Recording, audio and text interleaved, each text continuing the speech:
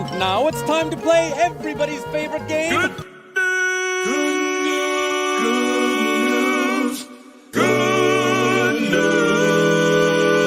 We are jumping that combination. Jesus Christ. We can't wrong.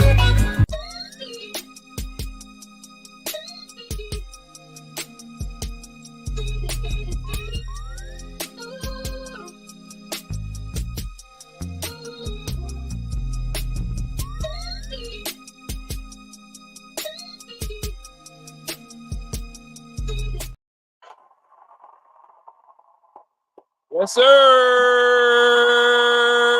And we're back.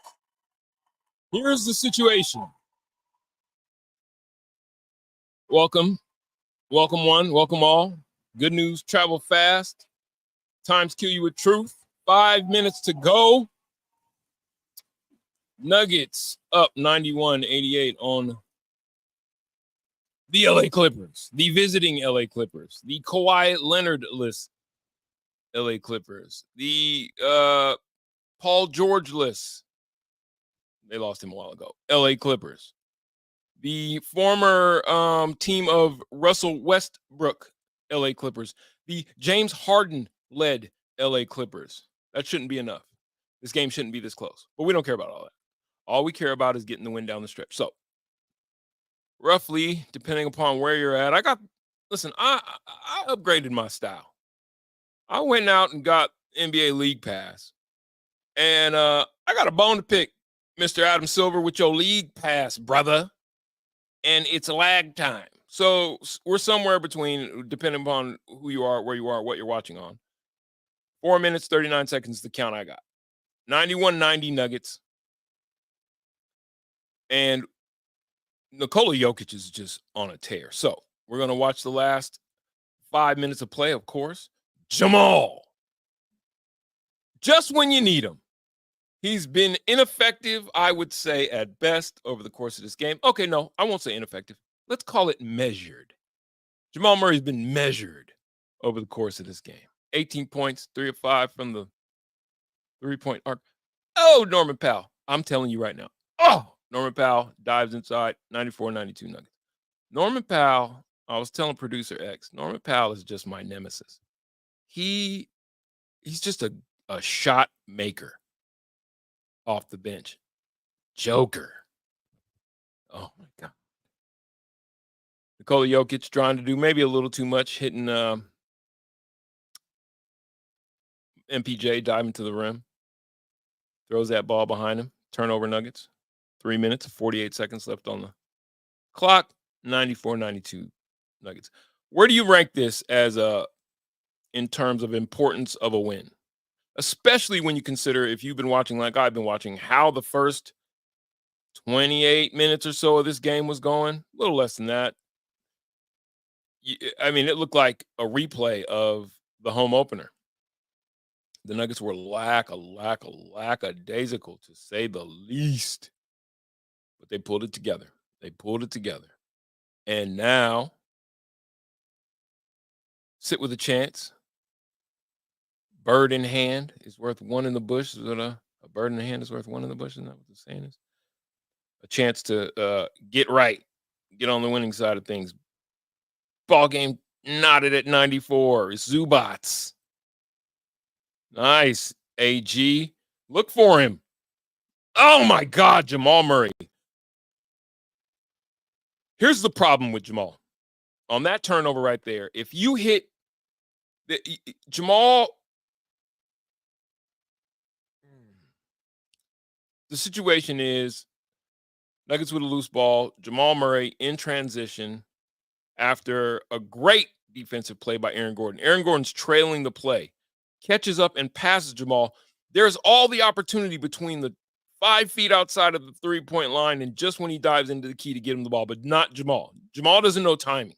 Jamal has to wait until the last minute and then leaves his feet to throw a pass behind Aaron Gordon, which is turned over and then turned into an easy deuce for the Clippers. And I'm telling all y'all, I'm not here to call for anybody's job. But Now, Producer X had to tell me that Jamal wasn't having half as bad as game as it looked like or felt like to me. He's well over 500. He's shooting 50. I mean, he's shooting 50% from the field, 7 of 12, 3 of 5 from 3. He's only got 2 turnovers. So I'm going to ease off. He's +9. I'm going to ease off. But there are just times when it's just like, where's your head? And you're our guy, right? You're the Robin. Oh, great to see you back as well. Somebody said turnover when you got 5 on 4. Exactly. Those things kill you. Those can be possessions like that can be the difference between being 1-1 on the season or being 0-2. That's just straight up. And I'll hear nothing else of it. It's good to be back, you guys. Damn it, Bobby. I love that. I didn't say that right.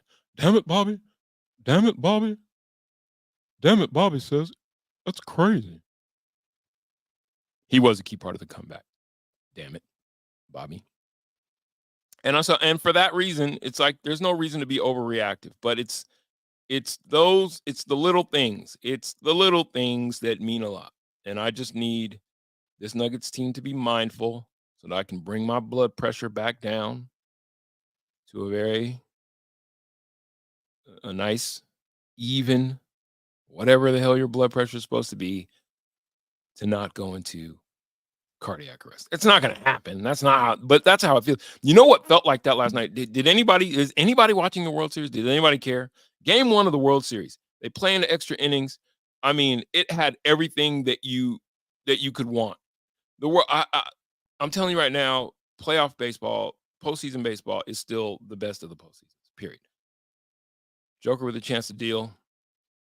2 minutes, 52 seconds left on the clock. Nuggets down 2, 94-96. That's a foul. That's a foul, Zubats. That's a foul, Zubats. You can't hit the guy in the top of the dome piece. Guess who got hit in the dome piece? Jerome's niece on her way home from Jones Beach. Ty Lue. He of the infamous step over. He became quite a coach. I do have a question that we're going to talk about in the post game as far as JJ Redick goes and his travails, but a wave that I see coming. Yes, sir. Who's clutch? Who's clutch? Joker's clutch. That's who's clutch. Producer X, I always want to call you Professor. Producer X asked me earlier when we were getting ready, what's up with Joker's facial hair? And then took a look to the right and was like, or James Harden's. Joker's like he's rocking like I don't know. It's given it kind of. I mean, Pirates were never clean shaven. They aren't supposed to be. Norman Powell on Jamal scores the deuce. Or was that Derek? No, that's Norman. 98-96. 2:22 left. Nuggets trail by deuce. Nice. Heads up play, Jamal. Jamal dives inside. Joker hits him in the post. Jamal gives the up fake, gets fouled, hit your free throws. We live to fight another possession. Yeah. You know what I'm saying? You know what I'm talking about? You know what I'm saying? You know what I'm talking about? Good news. I'll be honest. Congrats. That is good news. I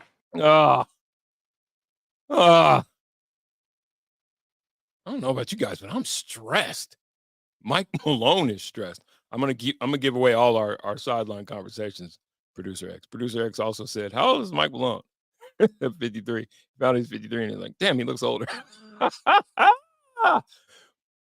8 years in the saddle with the Nuggets for Mike Malone. I'm being honest with you. When I saw the stat, I was like, "He's been here for 8 years," but he has been.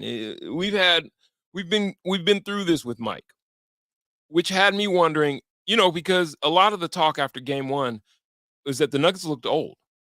And we think of them as a relatively young team because of how they came together. But they are an older squad. And that means they've been with their coach. It's James Harden. See, here's where this game is going to get tight. Just below 2 minutes, James Harden puts the Clippers up 198. Shot makers are going to win this game. This is going to be a game of who is going to be your shot maker. MPJ hit the hot hand. I love the decision. Swing it to the hot hand. Yes, sir. That is good news. That is good news. That is good news. Joker's going to go for 40 tonight. Plus. Wow. 101, 100 Nuggets. Just over a minute left to play. Here we go with the turnover. That's a Nuggets ball. Coffee. I like sugar and cream in mine. Oh, yeah, that's an offensive foul. You stuck your hip out. You can't stick your hip out. Now, you need a good possession right here. I'm talking about nothing outside the arc. I need something that's below the three-point arc.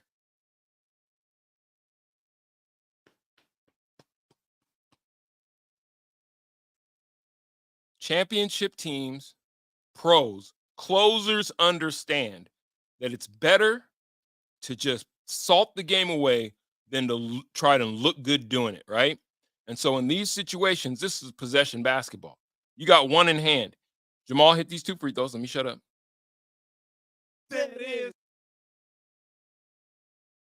Okay. That's the key. That's the key. This is the real knowledge. I'm going to give you the real. I'm going to give you the real knowledge here in a second. I love animated down the stretch Joker. He's yelling at guys.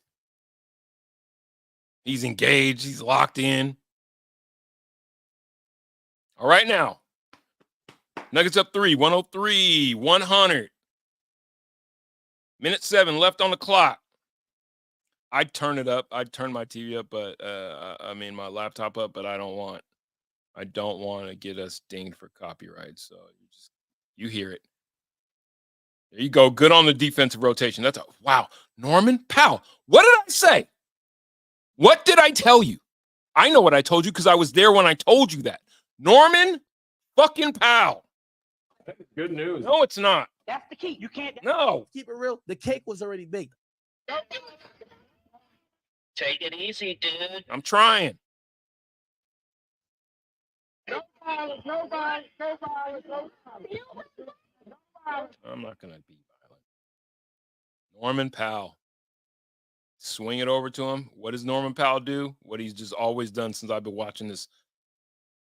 You know, when people in China watch the news, they know it's... That's not what I want. I've got 2 kids at the Sorbonne. That's not what I There's want. a mystery of the world, and the mystery of the world is look for no God to save you but yourself because it's within you. Somebody on the Nuggets needs to understand that. It's within you, gentlemen. Norman Powell's not walking through that door.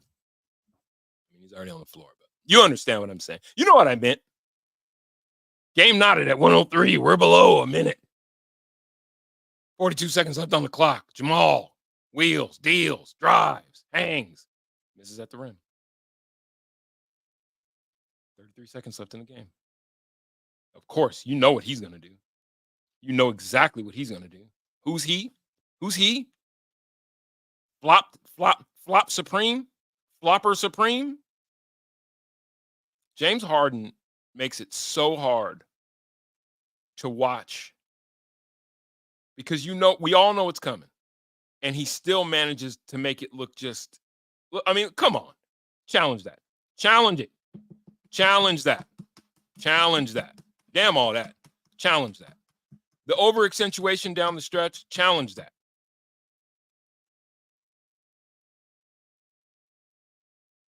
That one hurt. Jamal,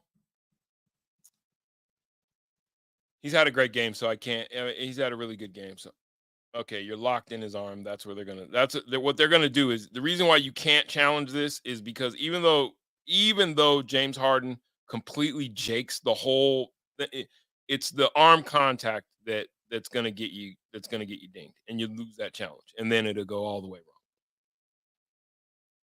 Son of a bitch. You and me both, producer X. You and me both.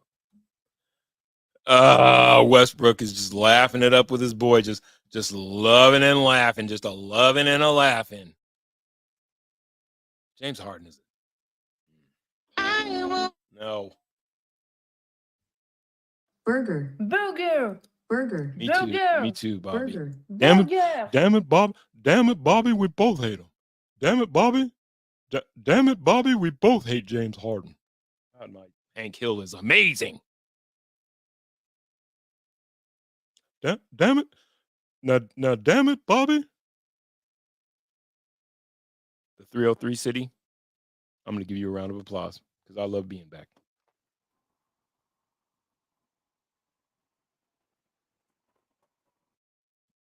This one's for you, damn it, Bobby.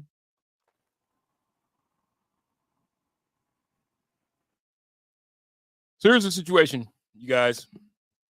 There's a review. There is a review of the call. I couldn't listen, so I didn't know if the Nuggets challenged it. There is a review of the call. This is going to be huge. Hey, do you notice those two refs are 46 and 64? Those two numbers are inverted. And I'm not even high yet. And I noticed that. And there's an 88 between them. Look at 46, 64, 88 in between. Somebody go lay down 46, 64, and 8. Oh, there's no 88 in Powerball. You'd probably win tonight. Look at that. Look at that shot right there. 46 on one side, the bald-headed guy in the middle with 88. He should just go ahead and shave the whole thing because we see the stubble, and it's not working for you. And then 64 on the other side, like what kind of message is being sent here? The fix is in, I'm telling you. 2 4s, 2 6s, 2 8s, 2 4 6 8. Who do you appreciate? Me, that's who.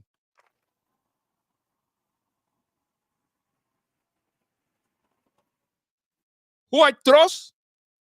Who I trust? Me, that's who.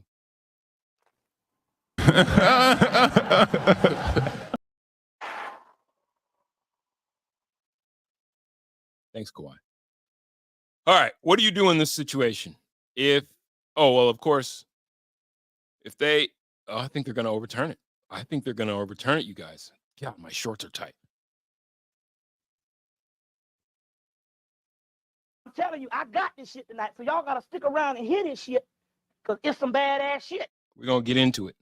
We're going to get into it as soon as this game is over. I feel stressed, and I shouldn't feel stressed game 2. Why do I feel stressed? I'm taking this too seriously, aren't I? I appreciate the challenge even if it loses. Damn it, Bobby. Nobody wants to hear that shit. You asked for it. Bring out the beast. Ask and ye shall receive.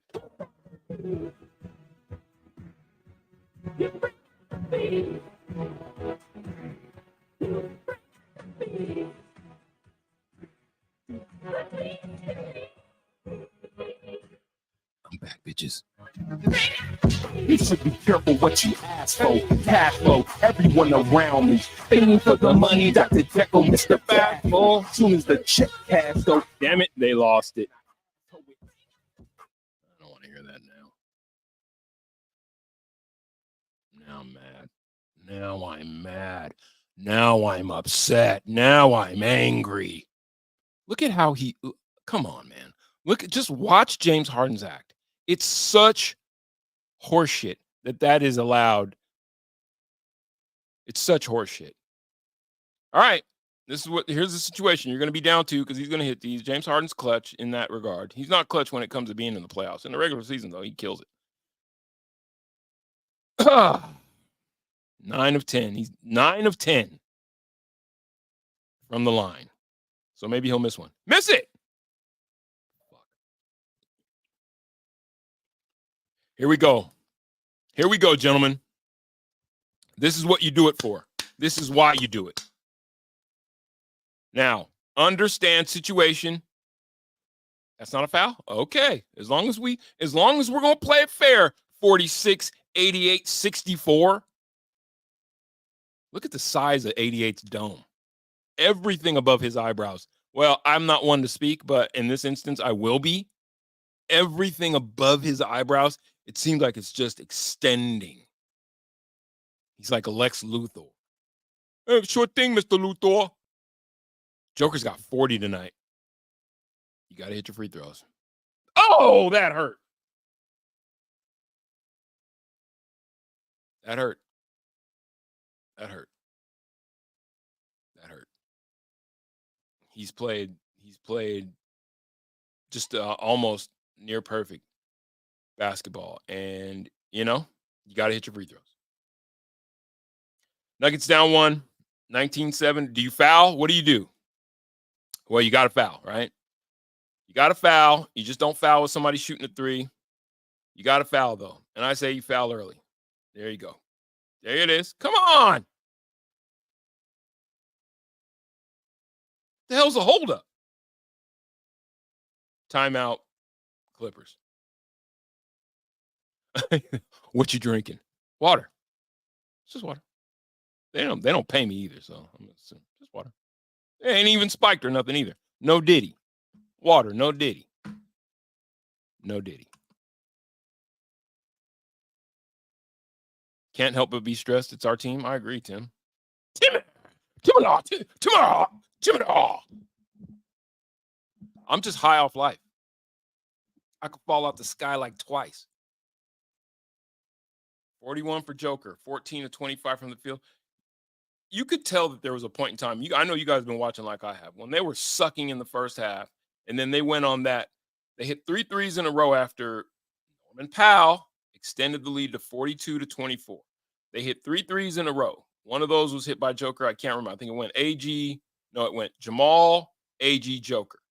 And then they closed out that half on like a 14-4 run or something of that nature. But you could tell that there was a different gear that Joker took. And then in the third quarter, they just kicked it up a notch, pulled even, and then now we're here. You can afford to lose this game. Starting 0-2, if they're going to play like this, it seems like they've found their championship grit. It wasn't anything but energy, effort, and sort of, what's the thing that's energy? Yeah, okay, we'll call it energy or enthusiasm. Fuck energy, enthusiasm. Like, Nick, do y'all want to be here? Do you want to do this? Because it seemed like, I was thinking about this when I was making myself, I'm fasting. I was fasting. And then my nephew's birthday was 2 nights ago, and we had to go out for dinner for his birthday. So I broke my fast at 3 days, and I ate on his birthday because you don't want to be the stick in the mud uncle, right? Like, oh no, I'm fasting. So we ate for his birthday. But so then I've kind of been teetering yesterday. Day before yesterday, I got back on the horse. Yesterday, I kind of limited it. Today, I was just like, I need to eat before I get on here and talk to you knuckleheads. So I was making myself avocado toast, more like a BLT with avocado on. But it was open-faced. And while I was making it, I was like, I'm just trying to pick this team apart because it was at halftime. I'm trying to pick this team apart. I'm like, what is it about these cats? And it almost feels like the championship. What do you have to strive for once you cross the finish line? You know what I mean? Like, the sense of urgency can go away if you're not about wanting to be a dynasty, if it doesn't burn in you to win. How many Nuggets would you say that it burns within them? It burns in their nether regions. Like after having laid with a woman who emerged from a house of ill repute. Loving a woman who was unclean, as it were. Or for the women, because I'm equal opportunity, the same for a man who emerges from that. It just sounds better when you do it from a woman's perspective. Anyway, like it just don't. I didn't get that in game 1, and I wasn't getting that burning feeling here in game 2 early. But they cleaned that up. They cleaned that up to their credit. But that's got to be something that's in you. That's not a flip that you should be switching. That's got to be like, I hate losing.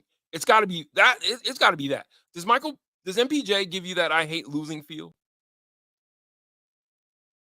Does Jamal give you that I hate losing? Not I love winning. I hate losing feel. This is why we're up here stressed, because we hate to lose, but we can't do shit about it. It's their job. Nuggets down 3, 107-104, 14.3. This is manageable. This is not even, is this a 3-point situation? Do you have to take the 3? Do you game plan for the 3 here? With Braun? White Braun is the only one? Yeah. I don't know if I want the ball in Jamal's hand for the tie. Who do you think's on the coaching list to place Malone? I don't want to make that call just yet. But I am of the opinion that sometimes when the voice isn't heard the same when it kind of runs cold. And then I'm not going to lie. I have a bit of FOMO for what I see is happening in LA, because I think the trend, I was going to get into this and we can talk about this more in the postgame. I think the trend in the NBA is going to be not just former players, but young guys. It's almost like player coach type guy. I think that's going to be a trend, because you know why? They see things. It's like Shedeur and Travis up in Boulder. They see things that extend outside of the playbook. You know what I'm saying? Because they're used to looking at the game. JJ's not that far removed from the game. I believe Jeff Van Gundy, by the way, I think he is going to do well with this. I just like Jeff Van Gundy. I think he's going to do well with this Clippers team. But we are I think we're on a precipice of a switchover in basketball. And I think far more owners and GMs are going to be willing to kick the tires. Joker! No.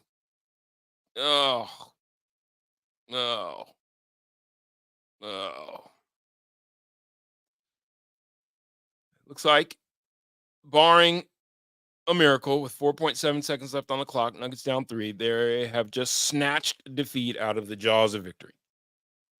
At home, we are 4.7 away from starting 0-2, which isn't the worst. They look better in this game, and that's what you want to see.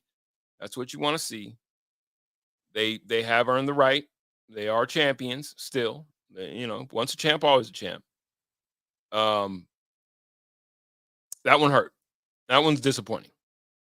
By the way, if you don't just want to text and you feel like you want your chops heard over the air, 330-271-0234. You can give me a call and chop it up on the air. Don't be afraid. Don't be scared. 109, 104. I mean, how do you draw up the 5-point play? That'll do her. That'll do her. Well, that sucked. Big, fat, huge. You know what I'm saying?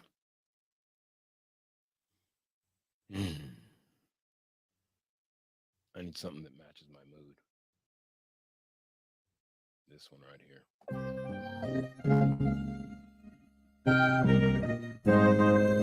109, 104. Nuggets go down for their second loss to begin the season to the Kawhi Leonardless LA Clippers and Norman Powell, my nemesis. What if I told you that pain is the process, hurt worth the cost lesser, more be the option, sticking and moving, picking and choosing, bitching and losing solid ground. Fuck 12, 10 toes, all of them down, my nigga, is you in or out the mosh pit. Precious time is an illusion, true, but still TikTok. I own Jesus piece, swinging like shit is sweet and we alike. No, we not though, what's a let to the him cook. To an arm, leg, arm, head first. You live forever while I ride that. My nigga, watch this. If I'm dead, then I got dead first. Hold on quick, y'all. This is my sister. Moonbeam. Don't be. I'm in the middle of hold on. You're on the air right now. I'm in the middle of my post-game show. Say hi to the people, June. Say hi. Say hello to the people. The Nuggets lost tonight to the Clippers. Do you have any message for the Nuggets fans? Come on now. That's your okay. My sister said, "Come on now, y'all." So you're sorry. I'm sorry too. We're all sorry. Yeah. Sad clown face. Sad clown face. Well, I love you. I'll call you when it's over. All right. Bye. Told you guys I'll answer the phone. If you call, I'll answer it. We'll get to the reactions here. Nothing at all. Fire Malone already. Hashtag Fire Malone already, dude. Hi, Orange Sister. Cat Cave said hi, Orange Sister. She's in movies. That's my oldest sister. If you get a chance to see the new Joker, she's in that. And if you can guess who she is, I'll give you something. The good news, the Avs play tomorrow night, looking to extend the winning streak to 5. That is good news. See, I like a glass half full. What the fuck we cooked, says Andy. Cooked. I don't know. I'm gonna be honest with you, Andy. I resonate with that thought, and I'll tell you why. Let me get you guys up here. You guys are contributing, and I'm not even putting you on screen. Let's go back up here and see what I missed. He ain't even he was at the game. I blame DMAC for the losses. Daniel, I mean, sounds like as good a person to blame as any. Nuggets are a joke, says Media Critic. Why do you say that, Media Critic? Tell me why you say they're a joke. This is a team that's 2 years removed from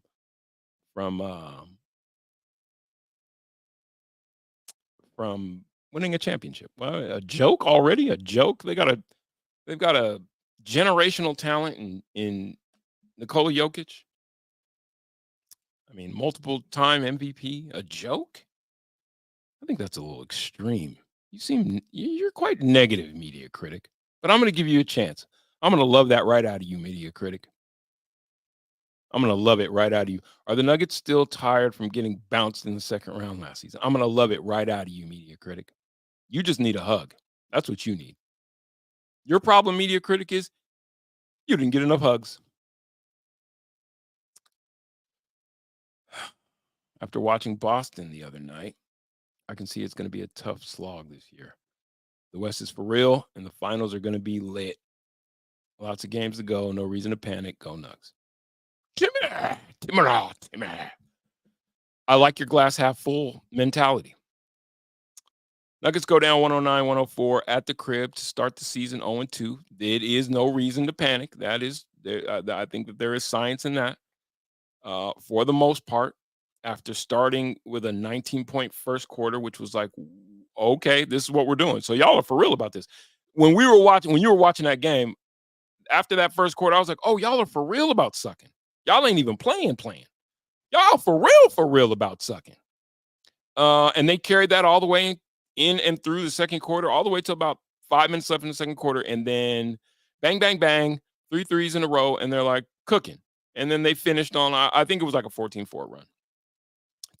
I think they were down 4 at half. Then at the end of the third, the teams played even. The Nuggets outscored the Clippers 29-22 in the third quarter. So now you're looking at a 66-66 game going into the fourth, and it was like, all right, boys, it's all right in front of you. And what do they do with that? They get outscored 39-33 in the fourth. Now, they brought it back, took the lead, made it exciting, teeter-totter, back and forth, couldn't find ways to get stops when they really needed them. Norman Powell, I'm telling y'all right now, he's a murderer. Murderer. Blood is on your shoulder. Kill I today, you cannot kill I tomorrow. Murder, your inside Musialo. How does it feel to take a life? What did he finish with? Son of a bitch. I can say that because we're on the internet. You son of a bitch. Norman Powell. We gave up 37 to Norman Powell. Give me something. Give me something to ease that. I need something out of my board to ease that. When people in China... Confidence. Listen to this. I offered you a chance when we could have done something. I offered you a chance. I offered you a chance when we could have done something. I offered you a chance. Wesley, you blew it. Man.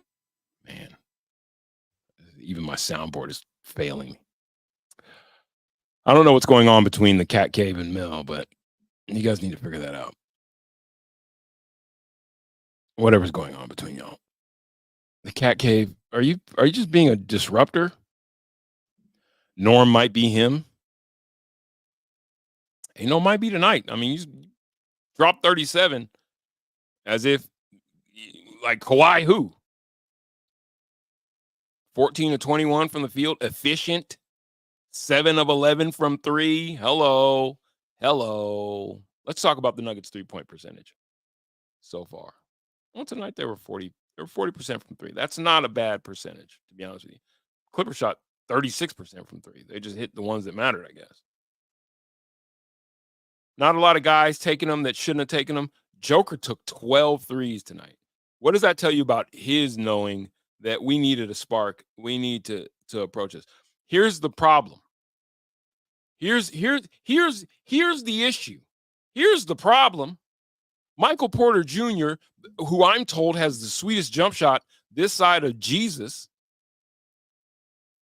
no Shuttlesworth, is 0 for 6. I said 0 for 6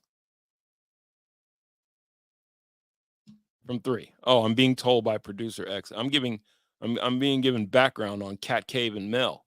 You guys are always talking about Avalanche while we're trying to talk basketball. We're trying to talk hoops. Well, they share the same arena, so family is as family does. Some people just aren't paying the fuck attention.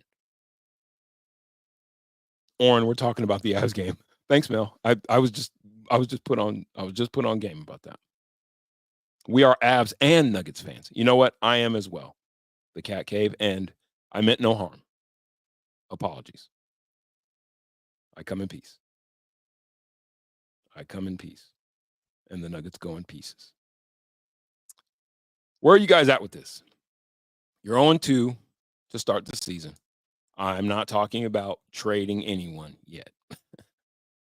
Where are we at with Michael Porter Jr. and that contract and those minutes? He plays 38 minutes, is 4-13, and 0 for 6. And to be quite honest with you, he has 9 points on the night, 9 rebounds. So you'll never get an argument out of me when a 6'10 guy decides that, oh, guess what? Oh, wait, I am tall. Maybe I will be effective somewhere else on the floor. And he gives you 9 boards. Nuggets, were they out rebounded? Pretty sure. Oh, yeah, out rebounded 44-37. Those are those second chance points. That's where you live and die, as I'm told. That's where your bread's buttered. That's where you butter your bread. On the glass. Eat it. Eat it. Nuggets shot 40 from the field, 40% from the field. That, not bad shooting percentages. You want to see that 40% from the field more like 50, 57? Is that too much to ask? 50. 50 and you win. 50 and you win, or Michael Porter Jr. earns his check and you win.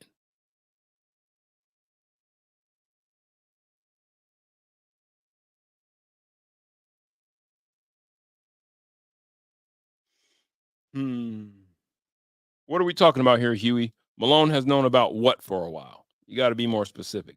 Malone has known about this for a while, about the team's lackadaisical approach. That's what I saw. We're in the same place we were when they gave MPJ the contract. Just stupid. Yeah. It's not a deal that makes a lot of value sense because however sweet his jumper is, it's never gone down at a league-leading clip. It just looks great leaving his hand, and it's all been talked about as potential. And for me, that potential and all that talk and all that flowery conversation around MPJ's jumper just encourages him to shoot it more. The problem with that is that he hasn't really expanded his game at all. At all. It's still a struggle to watch him put the ball on the floor because his shoulders are real square and there's not a lot of this in his dribble. It's just a lot of this and then turn and try and let me tell you something. When it comes to diving to the rim, when it comes to diving inside, that's where he excels. You're going to get a lot. Come on in here, brother. My brother Jason just showed up. He's a Knicks fan. Oh yeah. He dropped his shoulders. The Nuggets lost tonight, brother. How do you feel about that? You're happy about it? Go on, tell the truth. Shame the devil. He hates Joker. I'm telling the whole My High City how much you hate Nicole.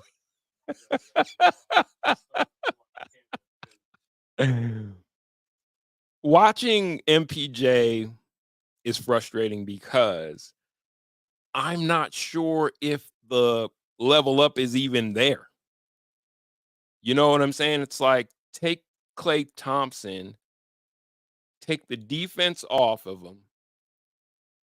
Because Klay wasn't an accomplished put the ball on the floor and get to the rim guy either, right? But he was an accomplished jump shooter. But Clay was, I mean, historically, one of the greatest three-point shooters, and just so happened to be playing on the same team with the greatest shooter, period. I could see that as the ceiling. That's the ceiling for Michael Porter Jr. And that is now, mind you, that is all of that without the defense. Oren, tell us what's up with the boxing gloves behind you. Whenever games like this, I mean, I know they look decorative there, but that was because, you know, everybody's into, I'll be honest with y'all. I would have had this whole setup here be more of a, just a screen with stats, and we're going to get there. I'm usually smaller, you know, and everybody in the space is about, you know, oh, you got to make a background. You got to have the visual. I just want y'all to hear. I just want to chop it up with y'all, to be honest with you. I'm a radio guy. So, but the boxing gloves behind me, I use boxing as a workout. So, but those are decorative. No joke. Those are decorative. But there's a gym downstairs, heavy bag, and I use boxing as a workout. So that's what the boxing gloves are for. Let's see what we have here. Coach Malone just said they have to keep feeding MPJ and keep faith in him. This ain't church, motherfucker. Nuggets are one and done with championships. That's my biggest fear.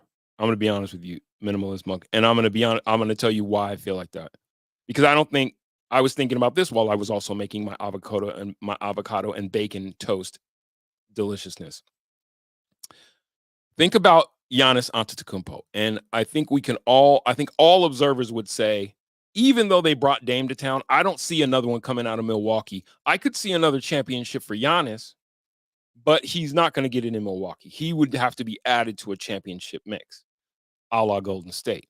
And then horror hit me because I was like, oh, fuck. Because I really appreciate Nikola Jokic, the way he plays the game. Like, I love this dude. He is my favorite basketball player. In the last 15 years, my favorite basketball players in succession, in this order, go. Well, okay, Kobe became one of my favorites, but I'm not going to include him. As soon as I saw Steph Curry play at Davidson, it was Steph Curry. Kevin Durant at Texas as a freshman, it was Kevin Durant. So that was 1 and 2. And then nobody else really made it into that pantheon of my favorite, which matters. It does matter. Amongst basketball, you ask people that know. My favorites, it matters. They dig. They test. And then it was Nikola Jokic. And I'm talking about, this is in the Yusuf Nurkic days. You could see it. And they held on to him, and he's blossomed, and he's become this. And Joker's biggest hurdle to cross was, if he realizes, I used to always say, if he realizes that he's the biggest dude on the court and starts acting like it, it's over for everybody. And he did, and it is. And I want to see that guy knock Dirk Nowitzki. I don't want just one and done for him. He deserves, I don't believe in deserves in sports. But in this instance, he deserves to be a multi-time. He deserves to win multiple chips. He deserves it. His talent deserves it. And it hit me. And this is going to horrify Nuggets Nation, what I'm about to say. So I understand this. How many games does this team win without Joe? Oh, God. Exactly. Conga Hydra, this particular collection of players would be vying for the services of Cooper Cup. I mean, of Cooper Flag, who should be probably the first pick in the draft. That kid can hoop his ass off. It hit me, and this is going to horrify Nuggets Nation. The only way, because I do love the Nuggets. I do love this team. I've loved them since I was a child, since I was a little boy, just a little boy, just a little baby boy, since I was a little baby. And Nuggets Nation, you know how it was waiting for that 40 years to elapse, and to realize and feel championship glory in the parade. I was at the parade. It was all good. It was all good before I moved. I'm no longer in Denver, by the way. It doesn't matter. It occurred to me that the only way that this franchise can stay good, stay championship contender, and Joker he probably wouldn't get what he deserves, though. The only way that they can afford, the only tradable piece that you have that can keep the Nuggets good, and you know what I'm about to say. Should I not say it? Should I not say it? If you guys don't want me to say it, I won't say it. But I'll say it. You gotta.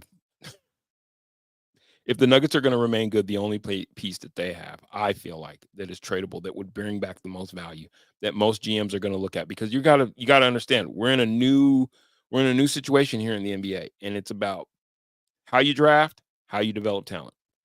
That whole, big three, that shit's done.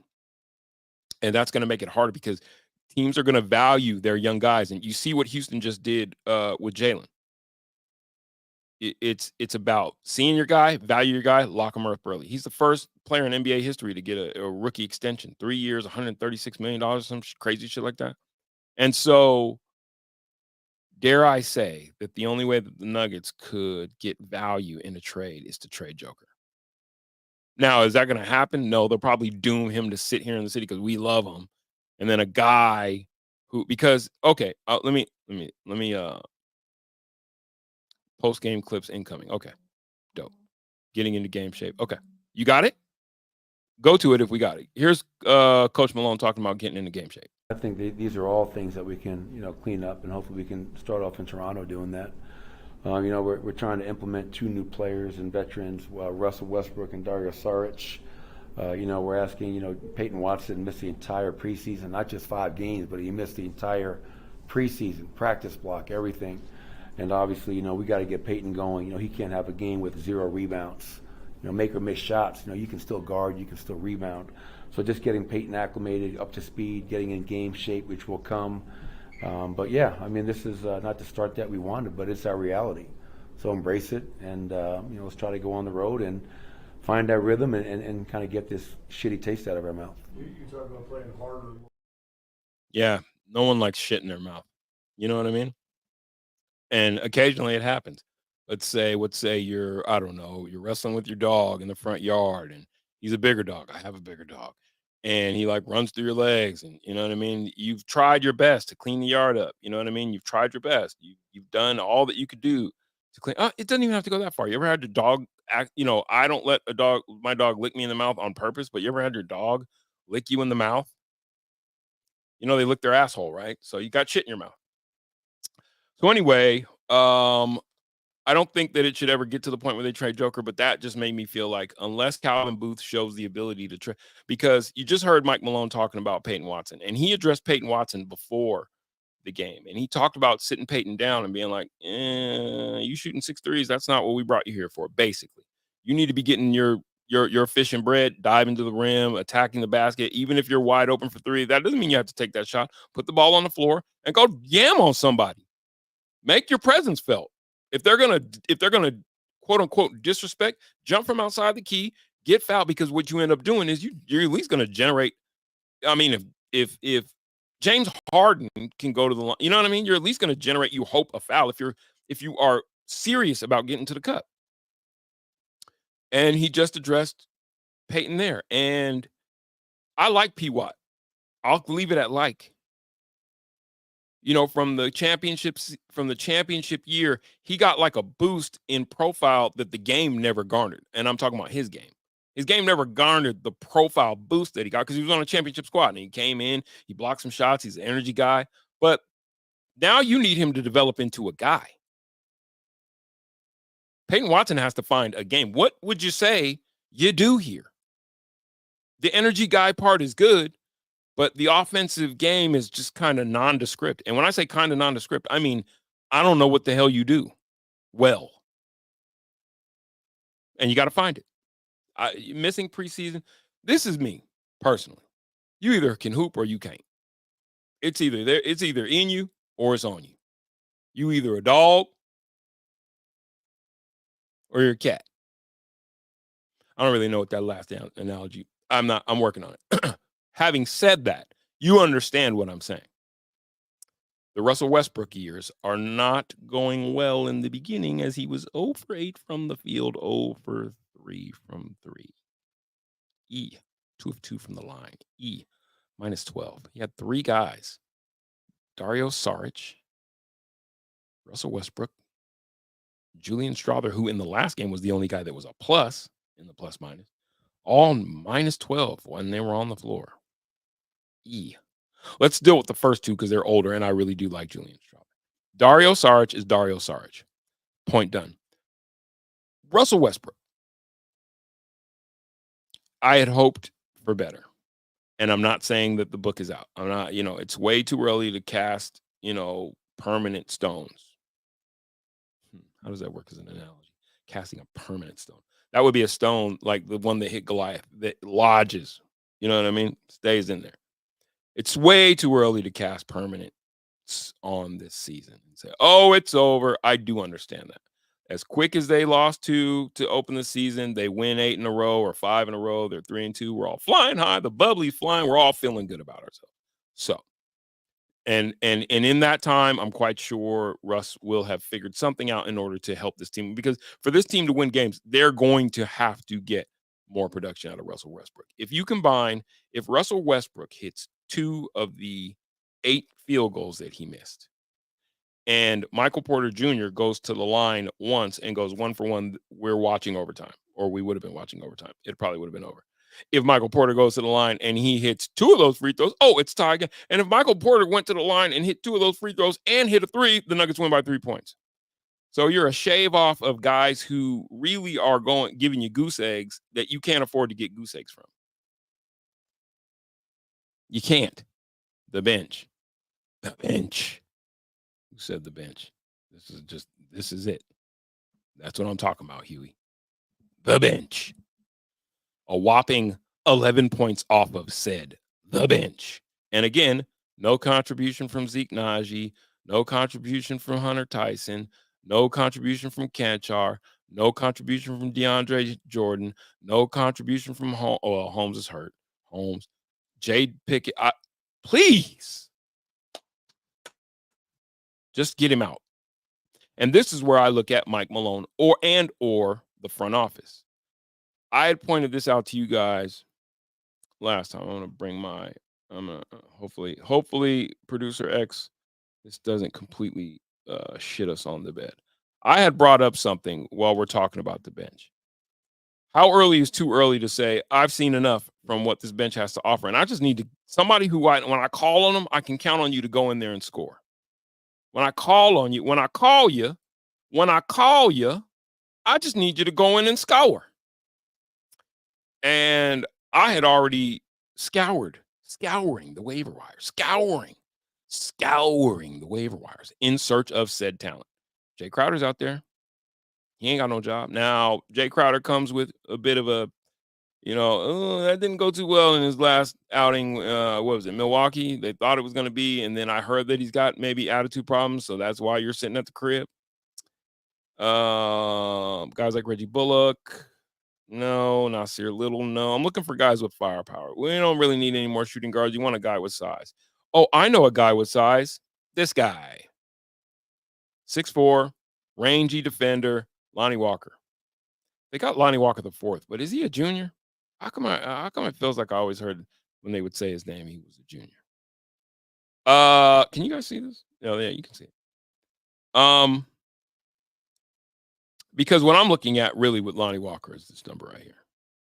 And he's a fire starter. And how early is too early to say, damn all that. I'll be damned if I just sit back, because while we're going to expect a lot of the players to make some adjustments, I'm looking at the coaching staff. And hold on, let me go back to it. I'm looking at the coaching staff and the front office, because this can't be. This isn't the type of team. I'm telling you right now, this is not the type of team where you can afford. Let me move this over so y'all can see this. This is not the type of roster where you can afford to this early, seeing your offensive struggles. Again, the Nuggets have yet to score 110. It's only 2 games in. They've yet to score about 110. I'm telling you right now, to be a Western Conference champion this year, if you don't average somewhere between 115 and 120 a game, you're cooked, as one of our texters so aptly said. This is not the roster that can afford to get this type of production from its bench without being able to go to these guys. That's fine if you want to. That's 9 guys that got in the game, so that's not a problem. But if you're not, you need to be able to go, okay, Zeke, come on. Let me see what you're doing tonight. Or Hunter, or whoever is in these guys' place. Cantor. We've been carrying these dudes on the bench for forever. Forever.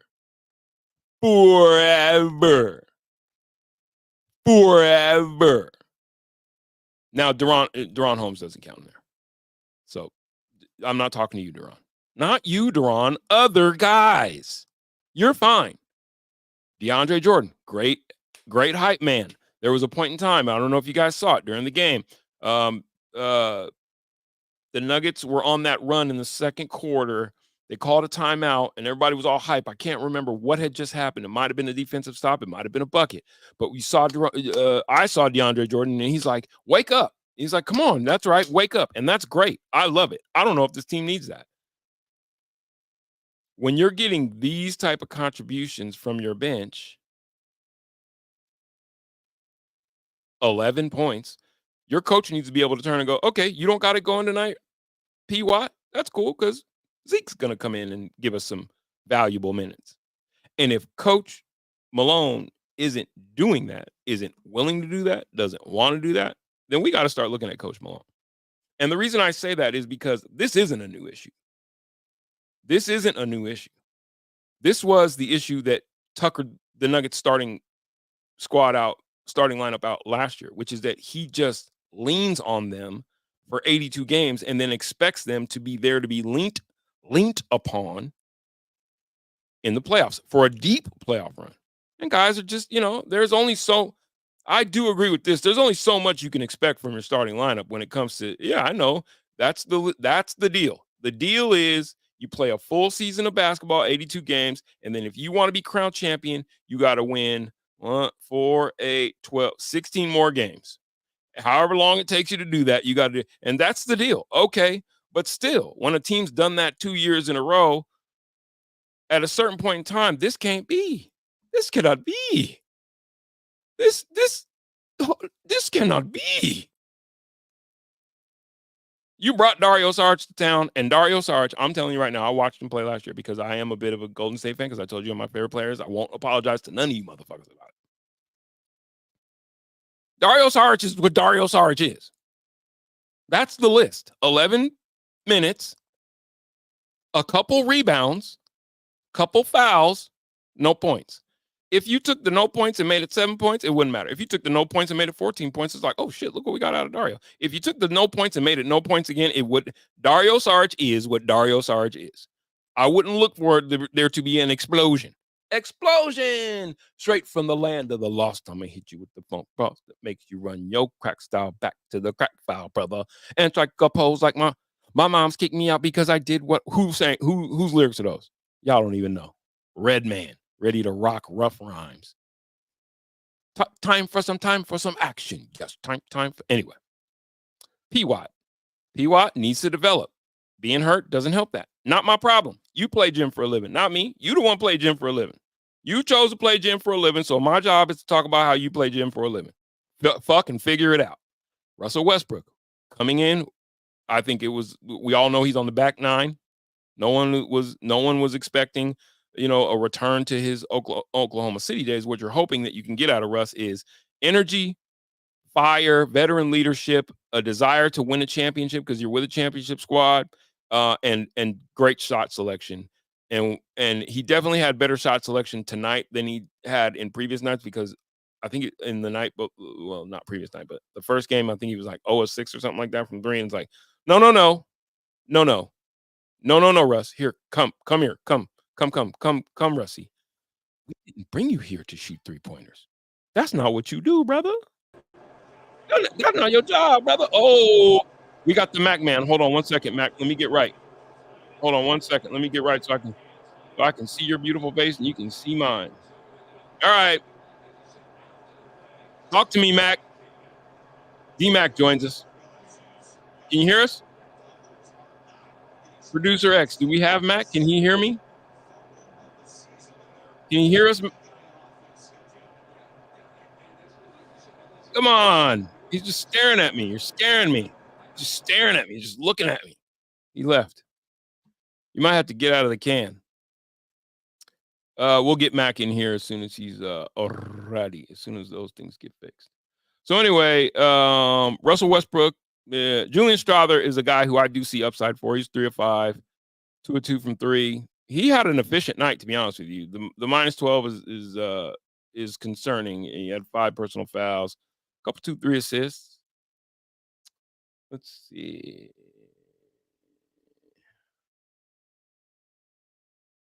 When the Nuggets lost Brown and Green, they got worse. True indeed. When they lost KCP, they got even worse. That would seem to be the key. They haven't replaced them with anyone as good as they were. Wasting Jokic in his prime. Miss Tim Conley. I'm right there with you. I ain't gonna lie to you. And then Julius Randle. I'm no fan of Julius Randle, by the way. And then he explodes, and I'm like, maybe Tim is still on his mojo, because Julius exploded for 30 the other night, and I'm like, that's gonna be a problem. If he decides to be Julius Randle, it's gonna be a problem. He's usually not gonna. So I think that will pose to be kind of a let's call it a push, because Cat was kind of erratic too. And what you don't want to do is waste your stars' good years, and that is your point and my point, is that wasting Joker's prime years, I think it's an insult, to be honest with you. I think it's Jake shit. I think it's like those of us who, I know media critics going to get on me because he thinks I'm a Rockies apologist, but it was like watching the Helton years when you're just like, so you guys ain't gonna do nothing to max out, or Matt Holiday. It's like, you guys ain't gonna do nothing to. Oh, this is okay. We're living in a real life version of Major League. You ain't gonna do nothing to help out your Hall of Famer. Okay, because you know that people will turn out and you're gonna sit butts in the seats. By the way, I don't think that's Calvin Booth, but there is competent, and then there is the opposite of competent. And I don't think that competence, D-Mac at Joker Presser, he can join after. Dope. Okay. I don't think competence and incompetence, I don't take it personal. Well, it shouldn't be taken personal. Stupid should be taken personal. Incompetent is just, you're not competent. You aren't the man for the job. I'm not calling Calvin Booth incompetent. What I'm saying is we know Tim Conley is competent. Look what he's done. He's 2 in now when it comes to building what seems to be championship roster. He's 2 in. Calvin Booth, it's an unproven commodity yet, because it's like in presidential elections years, people are like, I got handed the other guy's economy. And it's like, yeah, well, if his economy was great, you want to take credit for it. You're like, look at the economy I built. And it's like, yeah, it's the other guy's economy. It's the same thing here. It's like Calvin Booth basically, was able to plop down in the seat, similar to me here on Kitty with Truth. D-Mac built something and I just get to slide. Okay. No. I was working. Shit. Blame me. Calvin Booth, I don't know. As it stands, let's see what let's count up the chips. Michael Porter's contract, I think everyone would say, was like, I don't know, dude. I don't know. Sure. Do you not want to lose a guy with a beautiful jump shot? You don't want to lose him. But if he ain't Klay Thompson, if he hasn't proven himself to be the greatest shooter in the game, then you got to look at that guy and go, I don't know, dude. I'm being serious. And I know he helped win a championship, but it's a beautiful jump shot. But you tell me, am I tripping? What's the career average? What's Michael Porter Jr.'s career 3-point average? Okay, we got D-Mac. We got Mac back. We got the Mac back. I got my boy. My boy. Where's my boy? Get in here. Darren McKee. Mac is working hard for y'all. Grabbing thoughts, post-game thoughts, sound. Till then, is Booth running circles around the rest of the NBA? I don't know, in reverse? Is that like a anti-circles? You mean the Nuggets? There he is. There he is. Hey. Hey. Hey, buddy. Gotcha. Man. All right, Mac, you were there firsthand. Give us your thoughts. Well, you put yourself in a hole and then you try to come back, and I got to keep my voice down a little bit. I'm here in the back area, so waiting for Nikola Jokic, so I'm just going to be a little more quiet and reserved. No worries. Which is not my nature. No, it's but not. I will do my best with it. My take is, Hey, can you hear me? Yeah, I got you. I got you. Oren, you got me? Yeah, we got you. We got you. Just go, Mac. Just go. Okay, we just got a little bit of a lag. Yeah. I can check in a little bit later. I just, they just got behind too much. They did get a lead in the fourth quarter, which usually you can kind of hang in there after that. But I don't know, man. Jokic is jacking up 7 3-pointers, which is great, I guess. But, Michael Porter Jr., where are you? Russell Westbrook, where are you? Where's anybody else? Jamal Murray had a good game. He was fine. But, it was frustrating. Frustrating loss for sure. Frustrating loss for sure. And if we can keep you, Mac, what I want to get from you was, what's the temperature when you were watching the fans? Did you get a chance to be around much fans? Like, what was the temperature in the building? Oh, for yeah. the fans? They're excited, They're not drunk. It's Saturday afternoon, a lot of kids there, one of those type of games, hey, man, everybody's excited when it's a good, close basketball game, and that's what it was. I don't think the Clippers are all that good, frankly. Michael Malone said, hey, we scored 87 points, and now we scored 104. So, that's better, I guess. We're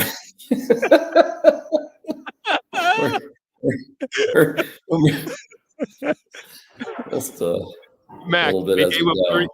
Mac, they gave up 37 to the incomparable Norman Powell.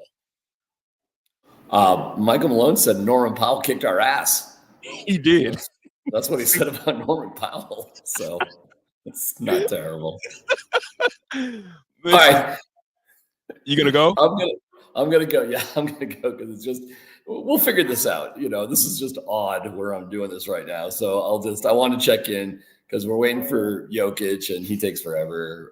But I can't be too loud here. So I'm sure, Michael Malone said, we have to go on the road to get the shitty taste out of our mouth, which is true, man. And they don't like starting 0-2. He was much more critical about things today than after game one, while not hitting the panic button. But it was a little more anger, frankly, about this one. But love you. Love everybody. Keep going. I got to run, though. And we'll check back in later. Okay. For sure. Okay. Bye. So, listen, it's pro gym, right? So there's no reason for any of us to be, unless you gamble. If you gamble, there's always reason to get your panties in a bunch, right? Let's get back to some of you guys. It's not too early to panic. It's not too early to panic. They lost to the Clippers without Kawhi and Paul George. I agree too, because we're talking about a team that is a champion. I know in a rebuilding mode, yeah, what do you do with the loss of KCP? Yeah, you know what I mean? That's taking a guy off. And, in basketball, there's only 5 in the starting row. So you take a guy out of the starting lineup in KCP. Now everybody gets shifted up. I get it. But at a certain point in time, we as fans, guess what we don't have to do? We don't have to give a fuck. You pay ticket prices. You work hard during the week. If you told your boss, yeah, this week I'm just a little, Sally's not in from accounting. She took a couple days off. I'm just feeling off of my game. He's going to be like, yeah, that's, I don't give a fuck. Get it together. That's what your boss is probably going to say. And if your boss wouldn't say that to you, he's no boss. He's a manager.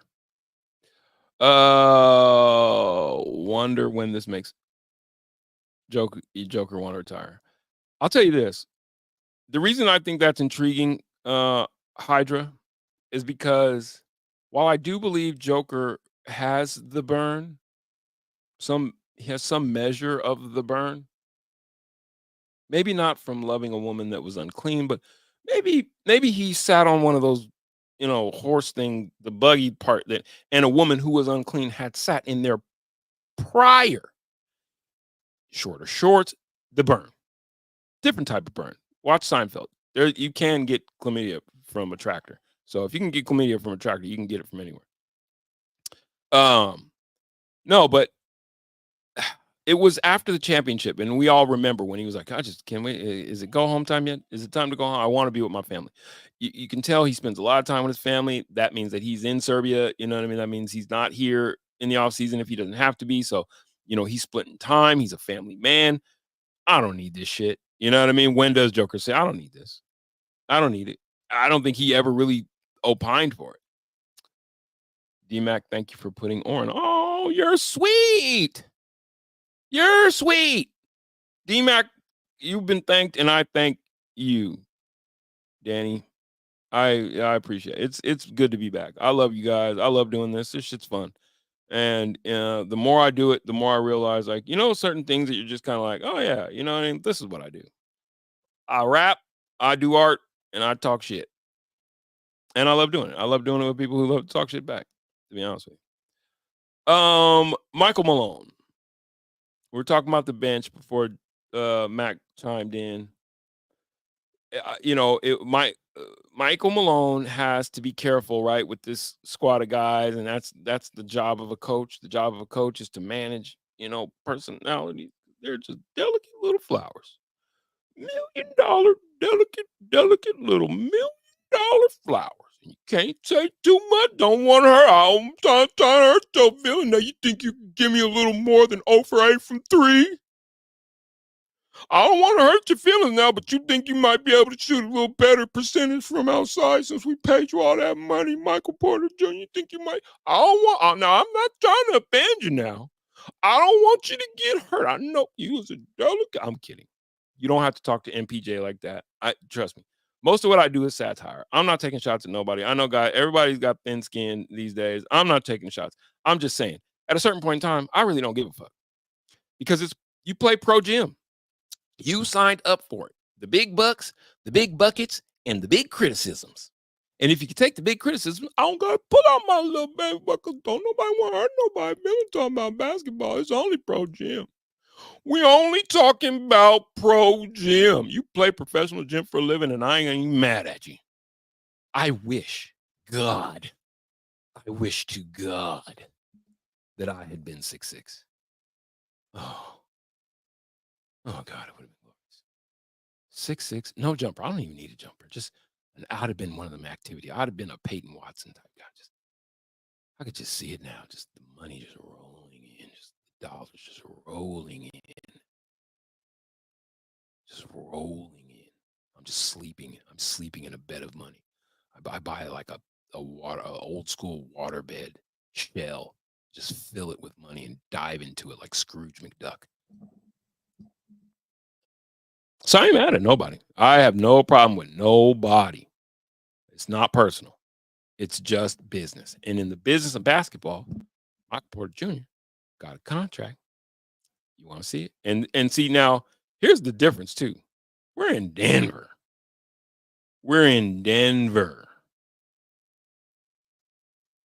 Imagine if you was in New York. Don't get it twisted, tied up, or tangled. It's mild in the Mile High City. The criticisms come because we love first. And everyone should love first. None of this stuff is worth your blood pressure. None of it. It's all just ones and zeros in somebody else's account. None of this stuff is worth your blood pressure. But as fans of a team, there is interest. That's what y'all want. You don't want to have no interest, right?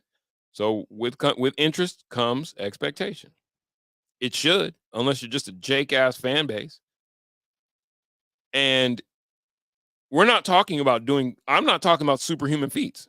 I'm just saying they just paid you, bro. 0 for 6 ain't going to do it. At the beginning of the season, let's go game 40. Let's say game 37, you go 0 for 6. Ain't nobody cares. There's an off night. People are going to say, oh, it's an off night. But in back-to-back contests now, the Nuggets have gotten 15 points out of Michael Porter Jr., shooting 30% from three-point, and 9 points from Michael Porter Jr., shooting 0% from three. Somebody's going to ask a question, dude. I don't care. Game 2, game 1.5, preseason. Somebody's going to be like, hey, OREN, you're the shit. Why does it look like more? Thank you. You're the shit. And G, you are. I reciprocate to you, and I mean that. Just because you... Round of applause for Andy G. $9.99 from Andy G, by the way. Thank you. We appreciate it. Why does it look like Murray doesn't care anymore?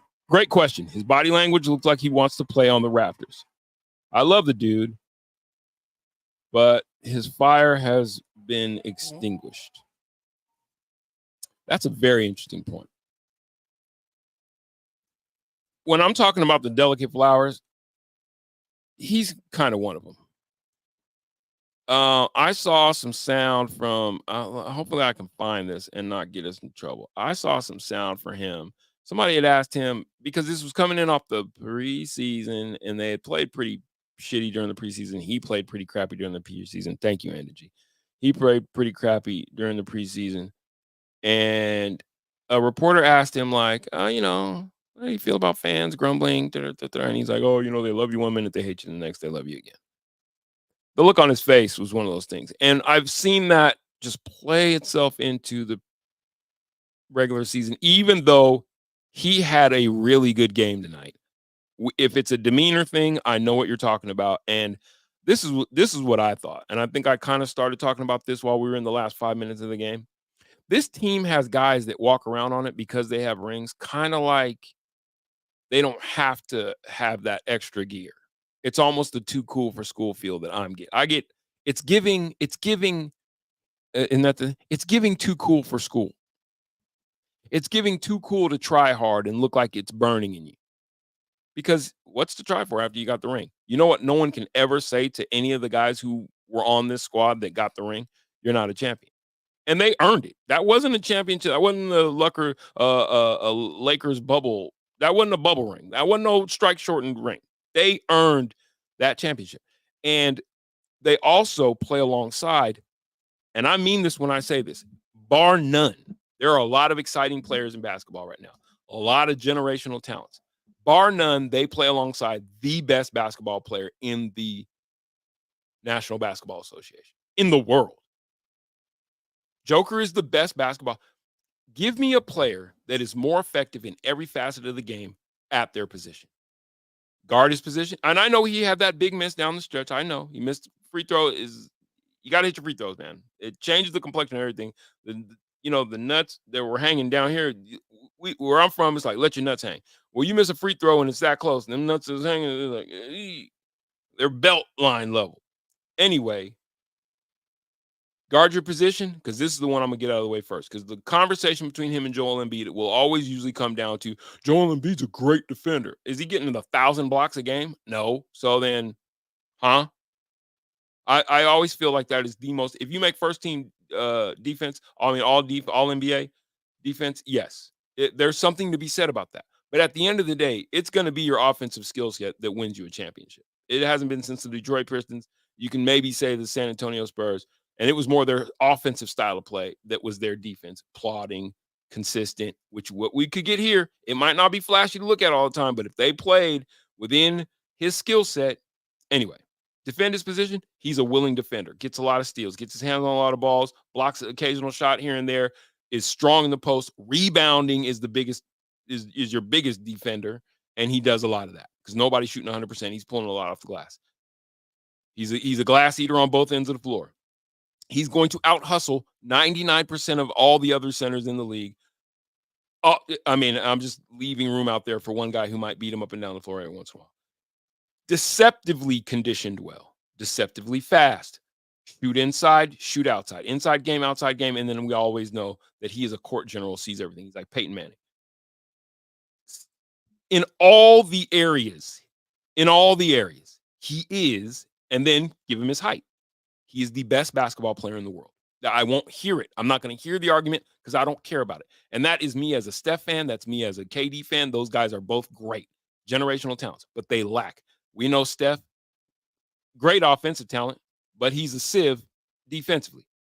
KD is maybe not a sieve, but not much better in terms of he's just, he can be had on nights. Okay, that seems a little inconsistent in my judgment because I said, Joe, you don't have to be a great defender. All I'm saying is that I think that Joker is the best player in the world. That's what it is. And I think a lot of these guys, a lot of his teammates kind of walk with the swagger that he doesn't walk around with. Maybe it's knowing that he's there. They're there. You talk about your day. I love Seinfeld. She's there. You go to bed, she's there. You wake up, she's there. You come home from work, she's there. And you know what? When you come home from work, don't think about having any time to yourself, because you know what? It's dinner time. And you know what you do at dinner time? You talk about your day. How was your day today? I don't know. How was your day today? I know that he's a pariah amongst many people. They're like, oh, he had a moment. I love Kramer. Anyway, the point is, I just don't see the fire from a lot of these cats, man. I was thinking about this earlier.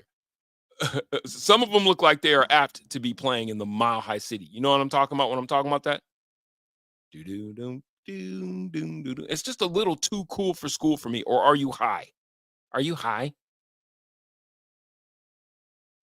Which is all fine. Maybe you're trying to rev up and get into it. But 2 games into the season, the consistent theme that we can all say is that the Nuggets have played lackluster basketball for longer than they haven't. They've played lackadaisical basketball for more minutes than they haven't. And that effort is not something that should take 10 games, 12 games. Oh, they're just rounding into shape. No, effort should be there from the beginning if you're a champion. Of course, what I'll be told by guys who played the game is, he didn't play the game. He doesn't know what he's talking about. So I guess, okay, I'll leave it out. Fuck it. Maybe you don't need to have effort. Fuck it. I guess you'd have to be an effort guy. I mean, I guess you'd have to play the game to understand that a professional being paid millions of dollars should at least give effort every time he steps on the floor. I don't know what I'm talking about. I didn't play the game. Holy shit, OREN LOMENA, I thought you were dead. I'm not. Good to see you, my guy. Good to see you too as well. Hold on, I'll throw you up there, Stanley. Good to see you, my guy. You and D-Mac was one of the first shows. That's right. I listen to you daily. Oh, you're sweet, Stanley. I don't want to butcher that first one. Stasui, Stanley,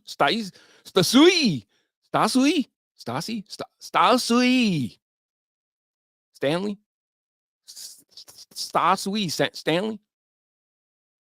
Who else do we have? What else? I'm not worried. I'm just a realist. And as I see it, I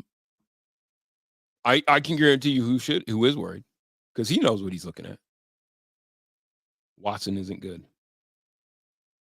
No, he's not. Peyton is a nondescript. He's one of these guys that there's not going to be a lot of room. I feel like the league is getting more and more skilled. If you were watching, like when you watch Norman Powell's performance, and I'm not saying it's every guy, or when that first game, when you see young teams like OKC and you're wondering, like, who the hell is this Williams guy, or who's that? And these guys are skilled basketball players. They are hoopers, not athletes. And the difference is Peyton Watson would have excelled in the post Jordan era, when a athlete was everything that everyone was looking for, right? Like the Lob City era, when it wasn't really about your game. It was like, yeah, he's long, he's tall, gets around, Now, I'm not saying that Peyton Watson can't work on. Peyton Watson is what? Let's look at it. How old is Peyton Watson? Was he 20, 21? And I know he's coming off injury. You always got to be careful, because word gets back to people, and then people are like, "This is the guy who's talking about me." I'm not talking junk. I'm not talking. He's just talking his mess. He's just there. He's some guy. He's just online. He's just talking his mess. He's talking about me. Yes, he's talking about me. I'm not here to cast aspersions on anyone. I'm quite sure Peyton Watson loves his mother as much as anybody else, and I'm quite sure he's a good human being. These are assessments of what I'm seeing on the floor. That's it.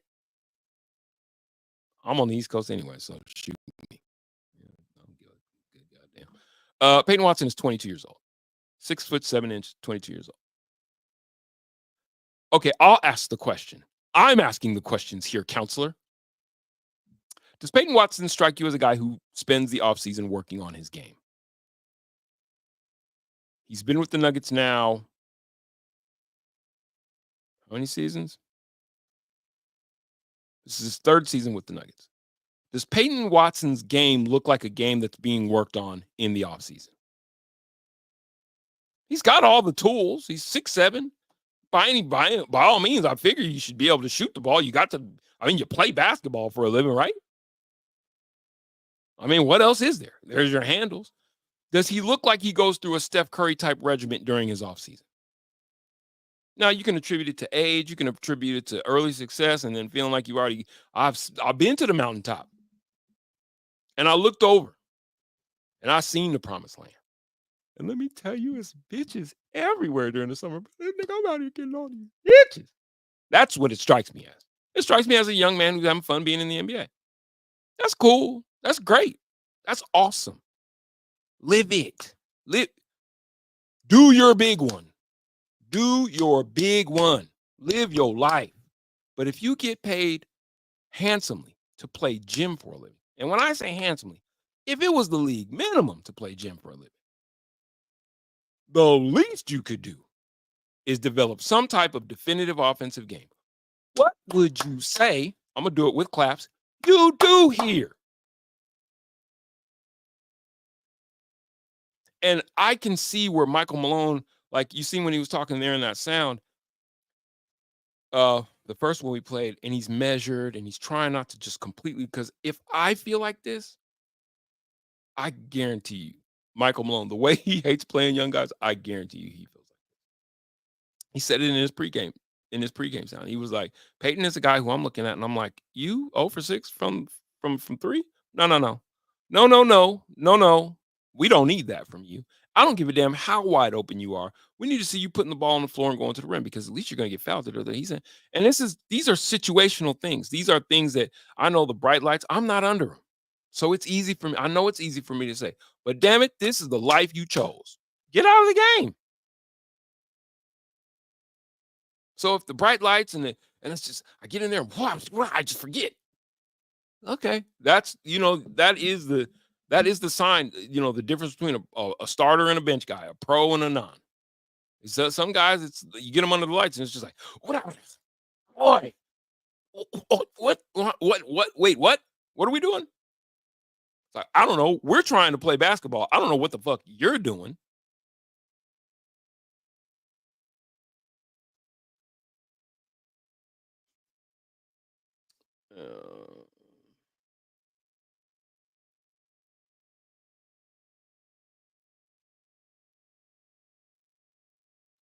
Who is this? Ray Montez.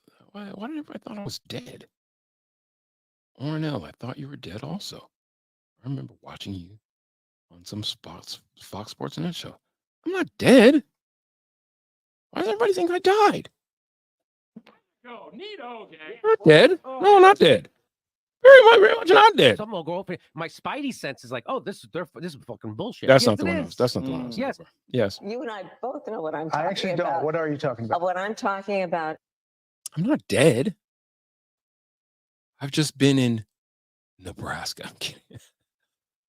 We could talk about my travails at another time, but I'm not dead. Ray, I appreciate it though. Not dead. Me? Not dead. No, he no die. He said Uncle Freddie died. Uncle Freddie died. Wah! You motherfucker. I'm gonna break both of your legs. Have you guys ever listened to the Jerky Boys? No, it's just me, huh? Okay, that's fine. Booth should trade Murray or MPJ for the entire Serbian Olympic team. Man, I wish that could happen. Just guys who like to play together and like to play basketball the real way. When you watch the Olympics this summer, did you notice that?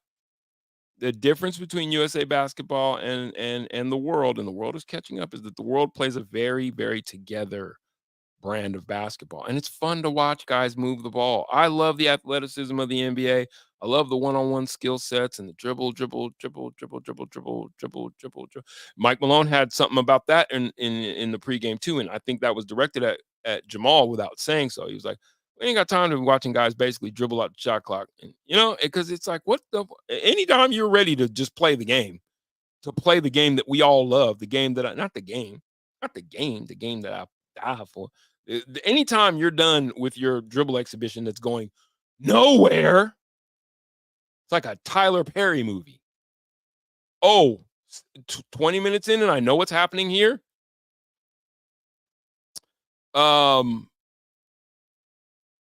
It was just the togetherness that you saw, especially with the Serbian team. And it's like, how are those guys able to compete with our guys? Our guys are bigger and they're stronger and they're faster. And it's like, sometimes, don't take any offense to this, any of my melanin challenged or deficient listenership. Don't take this as an offense. Sometimes 5 white boys walk into a gym and run that motherfucker all day. And do you know why? Because they play together. And I don't care how many, who's got what shoes on, and the arm brace, and the guy with the headband, and he's got his hair in the corner. I'll tell you this. Here we go. Sometimes it's just about playing together.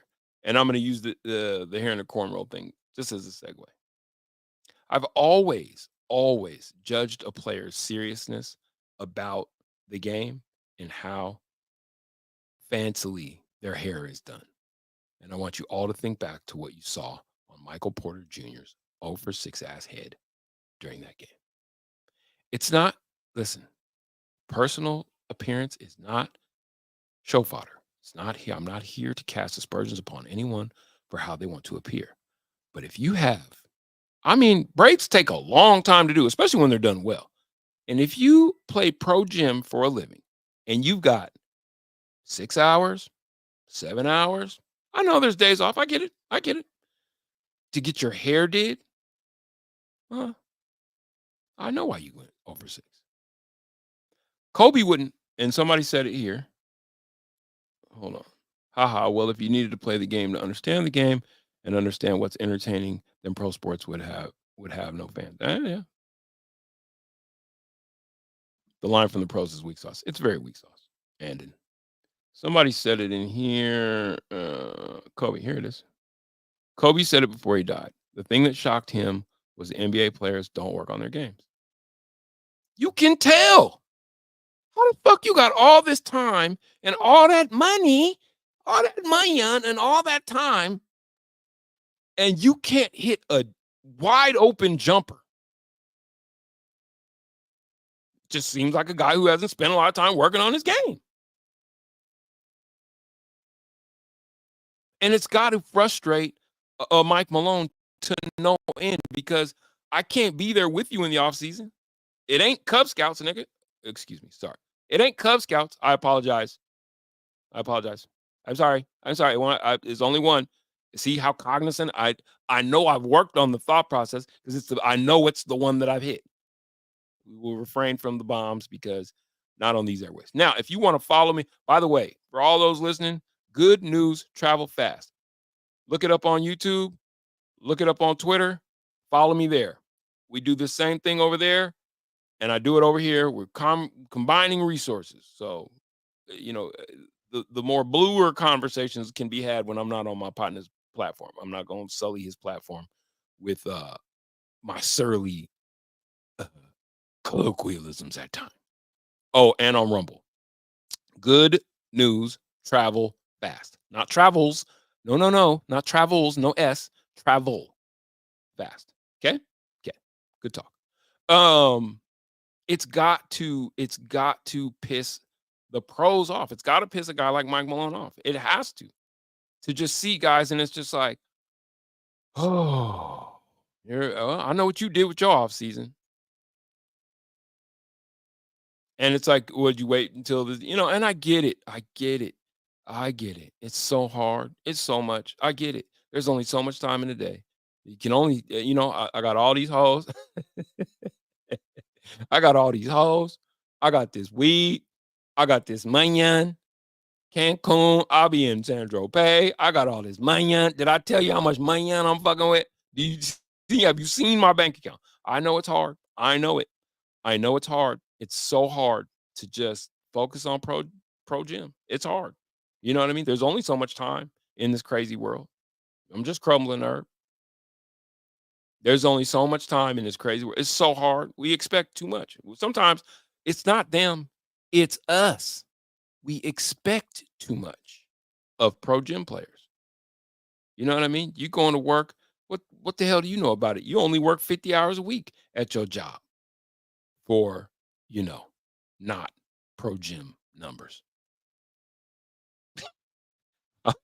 I'm being serious and I'm being tongue in cheek. It's all satire. But I'm being serious. But I'm tongue in cheek. But I'm being serious. I'm for real, but I'm playing. I'm for real though, but I'm playing.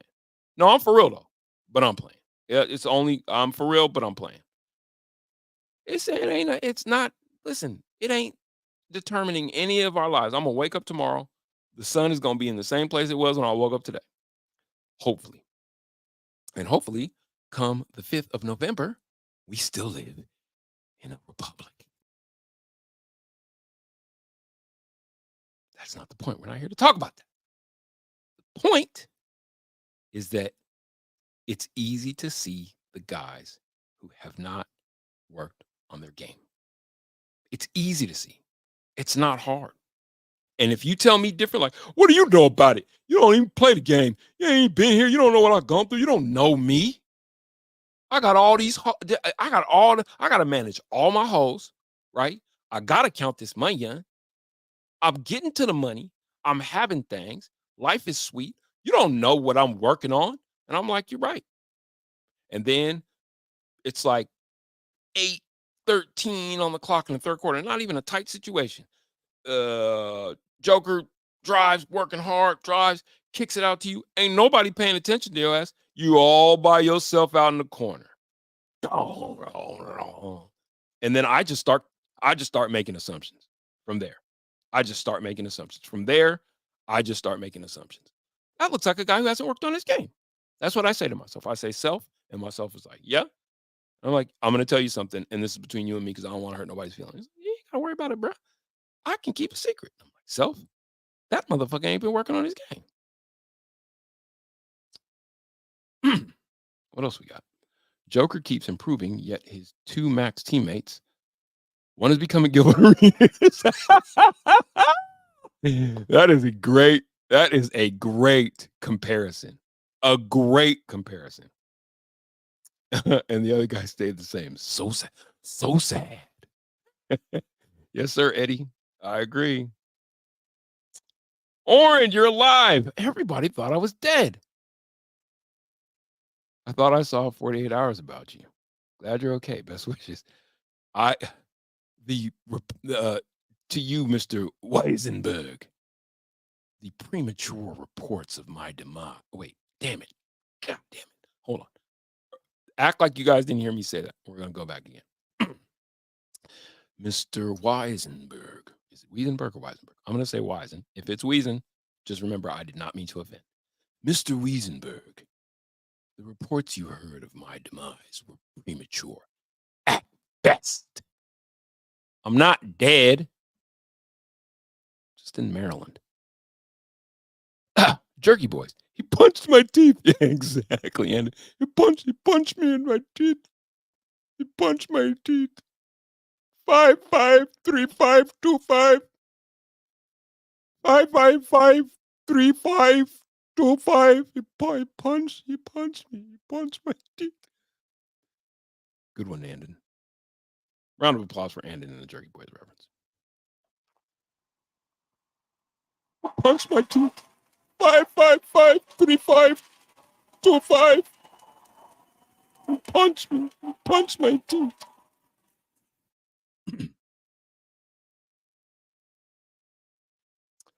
San Antonio played like that equals dynasty. I agree. This is what you have when you have and I think this is where maybe all of our collective sense of urgency comes from. I got to keep an eye on the time because there's a CU watch along. You guys stay on the channel, by the way. There's a CU watch along that's coming on after this when the CU game starts. So I just got to keep an eye on that. But we got time together. When you have a generational talent, like a once in a lifetime player, like a Joker, this is different from Dirk Nowitzki too, because there were deficiencies in Dirk's game. There were things that he couldn't do. That's not to say Dirk wasn't a once in a generation player. That's just to say that Dirk isn't Joker. It's just the games. You know what I'm talking about. Y'all know their games ain't nowhere near the same, except for the fact that Joker can hit from outside and Dirk was an assassin from deep. And that's the comparison. That's as far as those two comparisons go, right? But when you got a once in a generation player, in this regard, Giannis don't even match the same. Although I don't think he's going to get another ring in Milwaukee. He's going to have to go to like a Golden State or somewhere where it's already kind of there for him and be another part of somebody's chance if he's to get ring number 2. With Joker, it's just about surrounding this guy with guys that are serious about playing basketball. Not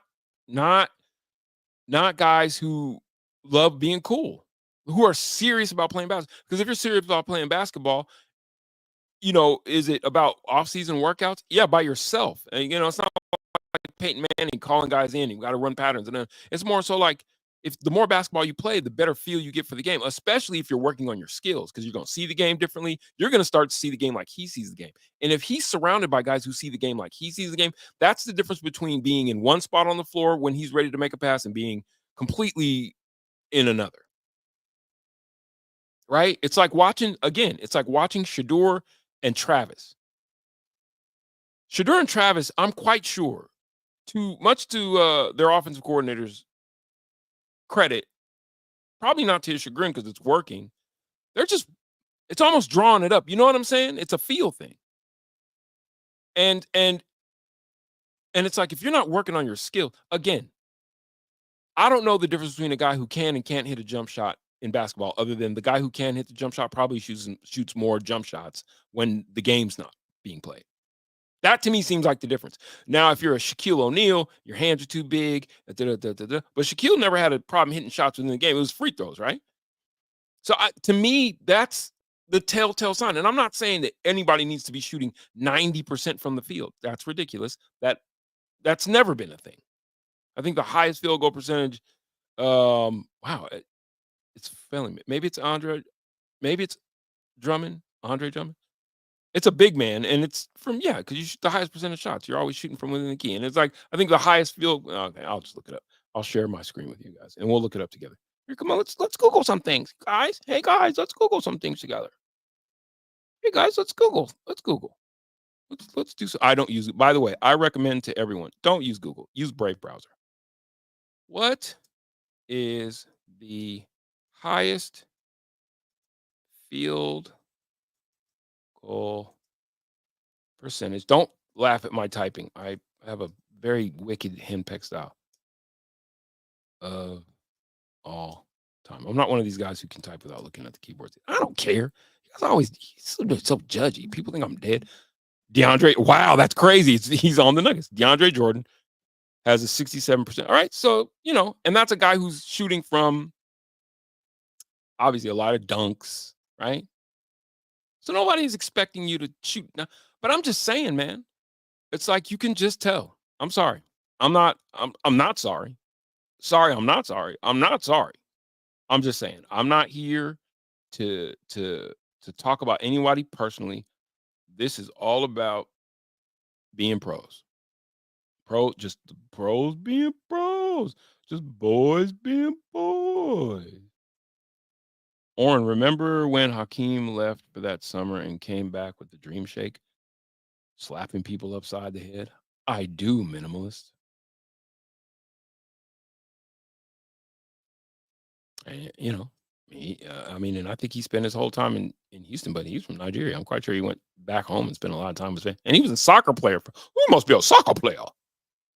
You either working on your game or you're not. And you can tell the guys who aren't working on their game. And I get it. I know the life comes at you fast. 1 minute you're hoping to get drafted. The next minute you got all these hoes. You got all this money in. You just finished playing a whole season of basketball. What can be expected of you? You just did 82 professional nights of gym with an additional probably 14 nights of professional gym. How much? I mean, what the hell do we want from y'all? Can't be expected with all this money and all these hoes to only be focused. I am not a monolith. I'm not a monolith. I have other interests. I like to paint and pour. I go to paint and pours. I have a burgeoning rap career. I'm a real estate developer. Did I mention how many have you seen my stable. I got all this money on, and I got all these hoes. And I just can't be expected to focus 24/7 on basketball. You're selfish, is what you are, Oren. You're selfish. All you think about is yourself. And that's your problem.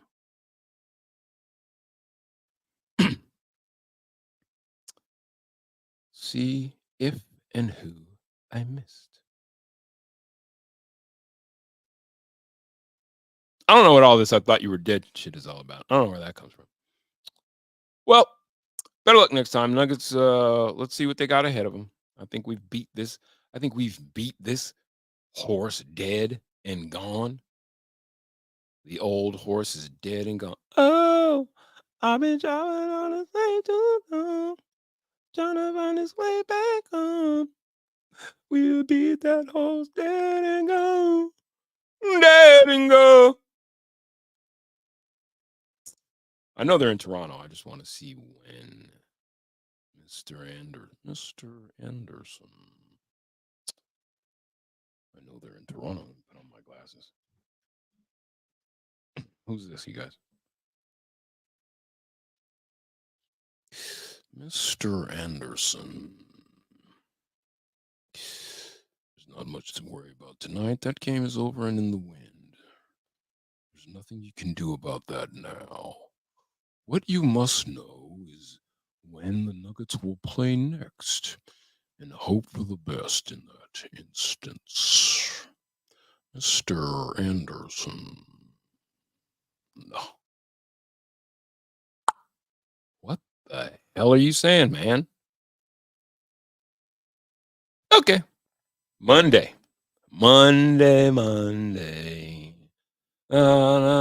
Nuggets are on a 3-game swing. Ooh, you go to Toronto.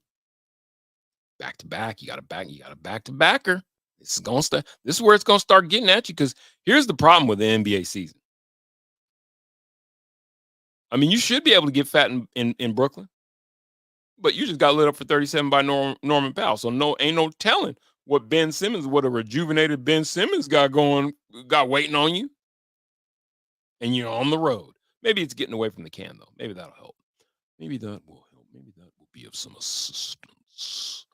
Monday, October 28th, you'll face off against the Toronto Raptors. Tuesday, you have to fly from Toronto to Brooklyn. That's a tough turnaround.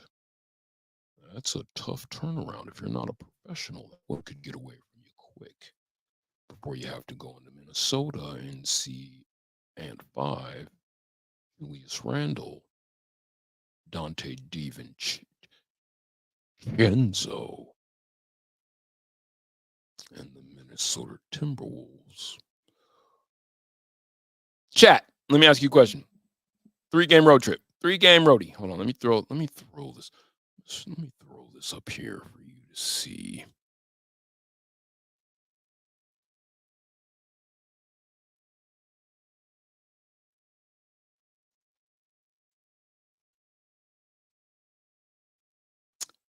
My question to you, my esteemed chat. My question is this. What do the Nuggets return? Over, under.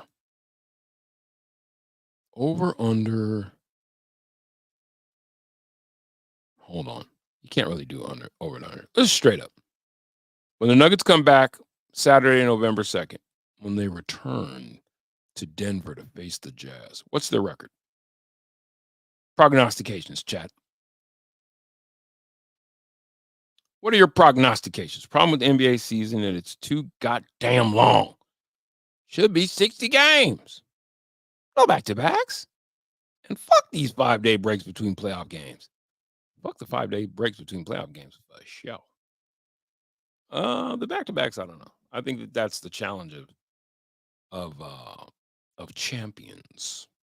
It is only pro gym. Let's be honest. What else would they be doing? The flights are paid for. The beds are nice in the hotels they stay in. If you can't fly from Toronto to Brooklyn and play back-to-back games, What do I need you for? What do I need you for? So, the hope is that let's say a game, I'm going to say, as a realistic, just being realistic, what do I hope? I hope they come back 3-2. Being realistic, if they aren't, okay, being realistic, they're going to come back 2-3. I'm going to say they get right. They're going to get right in Toronto. That's not an easy win either. They're going to get right in Toronto, carry it through to Brooklyn, have a tough time in Minnesota.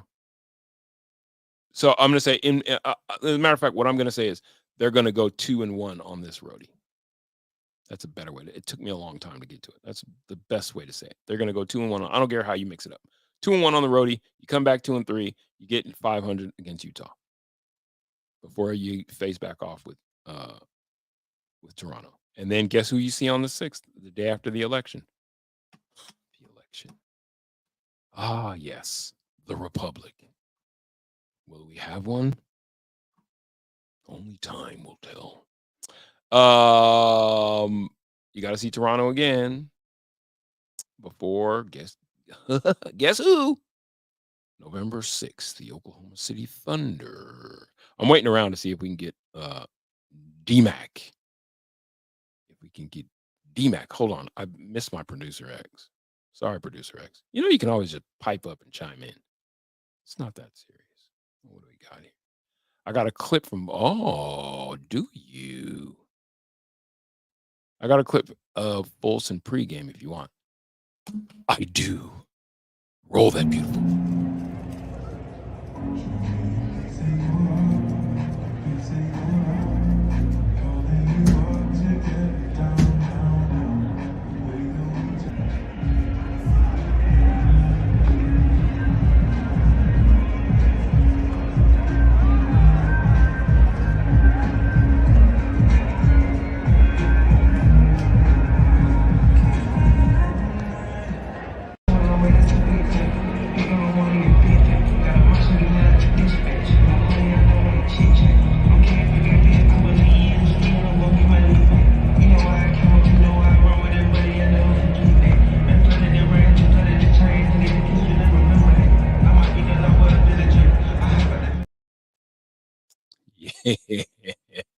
Yeah.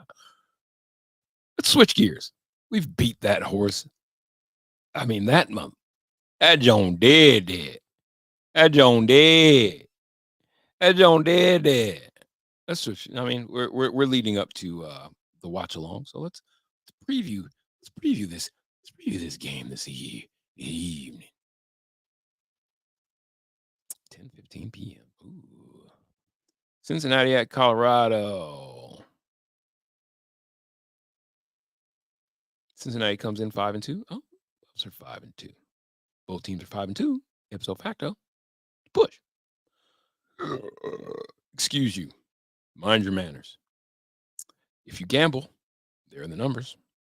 I don't any longer. 6 INTs for Shedeur is concerning.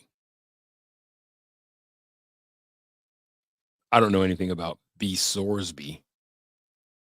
I know his last name is Sorsby. Give me something I can sink my teeth into. I'm going to let somebody else. Let's see if we can find a preview. Hold on. See, I mind my business and I stay in my lane. You know what I'm good at? I'm good at minding my business. I'm good at minding my business and staying in my motherfucking lane. See you.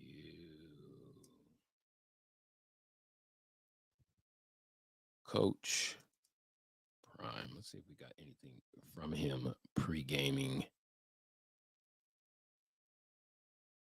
Buffs and a good football team. What's this guy talking about?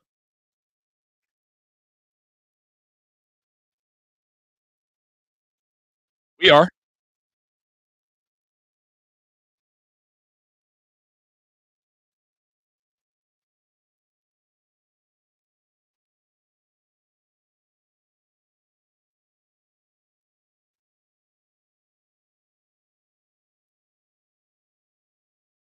We react to things here. If you guys hear anything that it involves you, but my first impression is great hair, great swoop.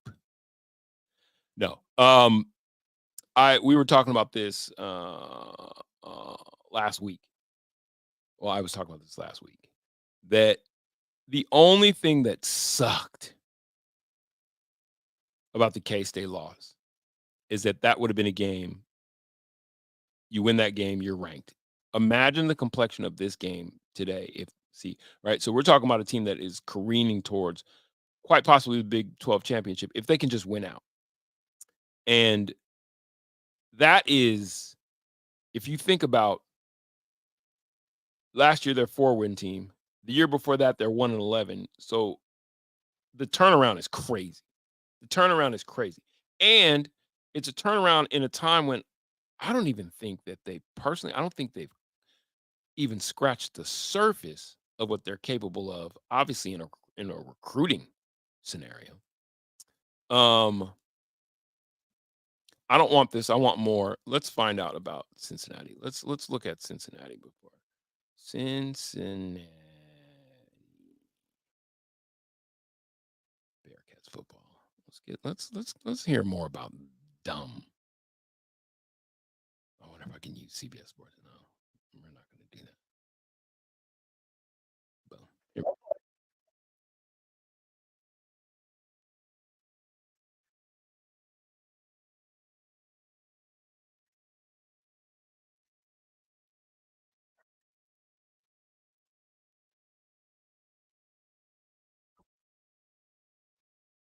I don't know who you've been talking to. I don't think anybody saw this only being a 5-win team, though. The schedule just didn't. The schedule just wasn't built like that. Like, the Buff schedule was primed for Prime and company to at least have 7 wins this season. Am I tripping? Experts only saw a 5-win team max? Hold on. They were a 4-win team last year. Personally, that ain't no real step forward if you're only a 7-win team.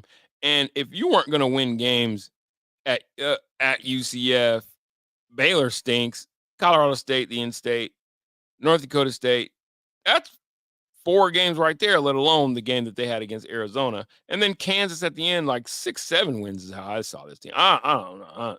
5 wins sounds a little. Maybe I'm picking nits.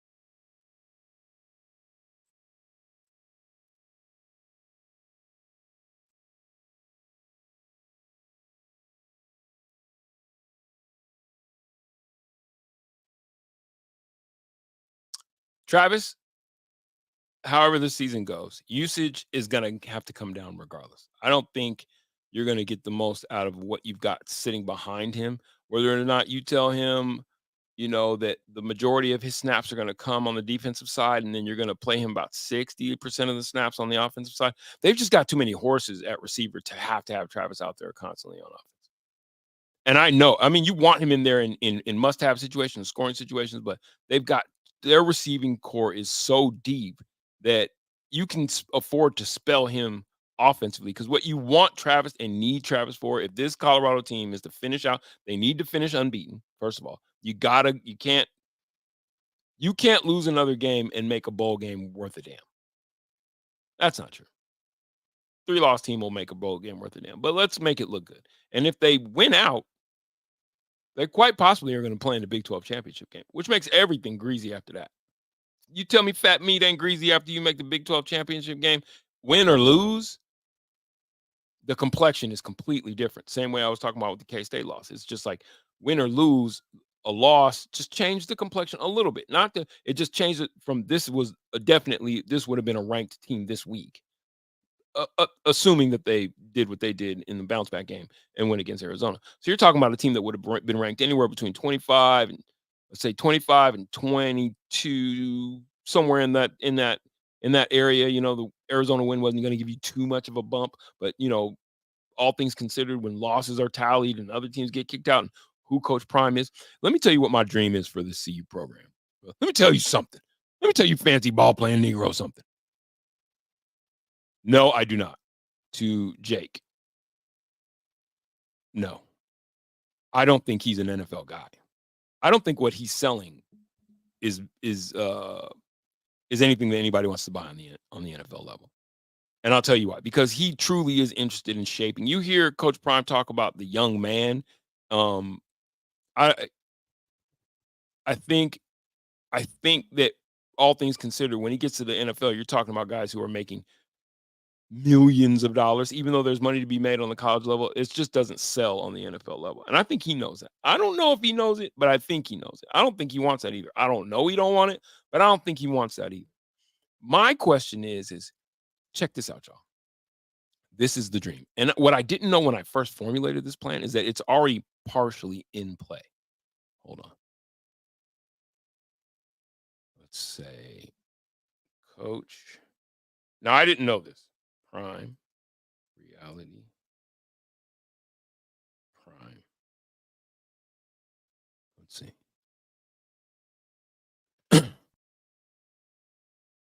Yes, he has a reality TV show, Coach Prime. And it airs on Amazon Prime Video. Here's the deal. Here's what CU needs to do. And this is why success matters.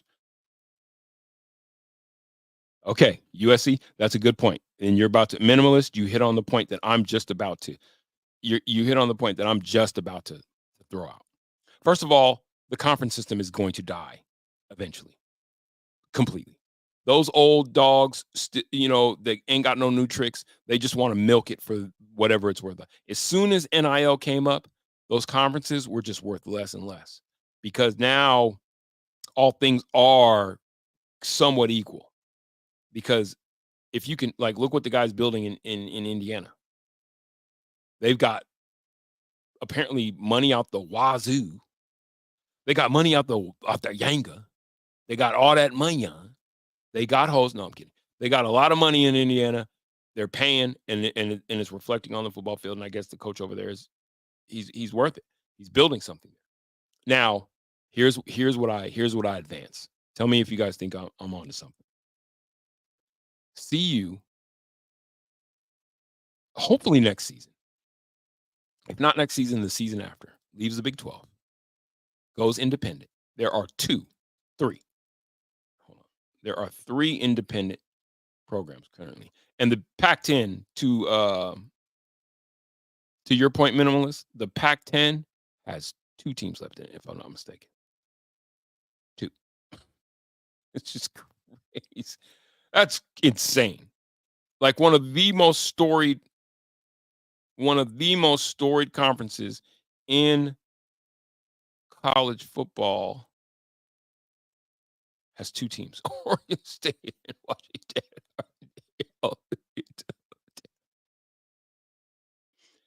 CU, either this at the end of the season or next season, leaves here. So you're going to exit out. What you're going to do is you're going to want to exit out of here. Okay. You're going to want to exit out of here. And what you're going to want to do is you're going to want to drive down and you're going to want to insert yourself in down here. Now, what that's going to enable you to do is once you're an independent now, much like this team here they have a TV deal with these guys right here. Hold on. What you're going to want to do is look here, Notre Dame, NBC TV deal. Okay. What you're going to want to do is look. Now, what you're going to want to do is you're going to want to look here, okay? Notre Dame's long-standing TV deal with NBC is set to expire 2024. The university is seeking a significant increase in its media rights revenue, reportedly targeting an annual payout of $75 million. Okay, so what you're going to want to do is look at this number here. Now, if Notre Dame in sorry-ass South Bend, Indiana is worth that there, just behind being Notre Dame, imagine. Picture this with me. Dream with me. Are you there? Put your glasses on. Future so bright, I might need shade. Picture this with me. CU leaves the Big 12 as they should, declares themselves independent, and then Coach Prime maximizes on this thing here. See this here? That's where he's already living. Coach Prime is a documentary series on Amazon Prime Video following Deion Sanders as he coaches the Jackson State University Tigers. But he's not there no more. And it's still living there. Still there on Prime. Oh, the possibilities. Because if Notre Dame, if you're looking over here, and what you're going to want to do is look right here. If they're worth that here, how much could Jeff Bezos and Prime pay Prime for the rights to CU football here? And you got to be, because I'm telling you, the conferences are dead. It's going to die soon. And what's going to happen is you're going to have some modicum. I should get my boy Dan on here. He's probably up in Boulder pregame, so it wouldn't be a good conversation because when he pregames, he tailgates. So anyway, what's going to end up happening, he and I were talking about it, is that you're probably going to see college football become something sort of like, I'm not saying that I know the sport's ins and outs all that well, but something like soccer or football, whatever. Yeah. In as much to say that you got the teams that are pros, but then they can be relegated. A team can go up and team can go down based on performance, right? You can go up into the the big boys, or you're going to be relegated down into sort of the minors.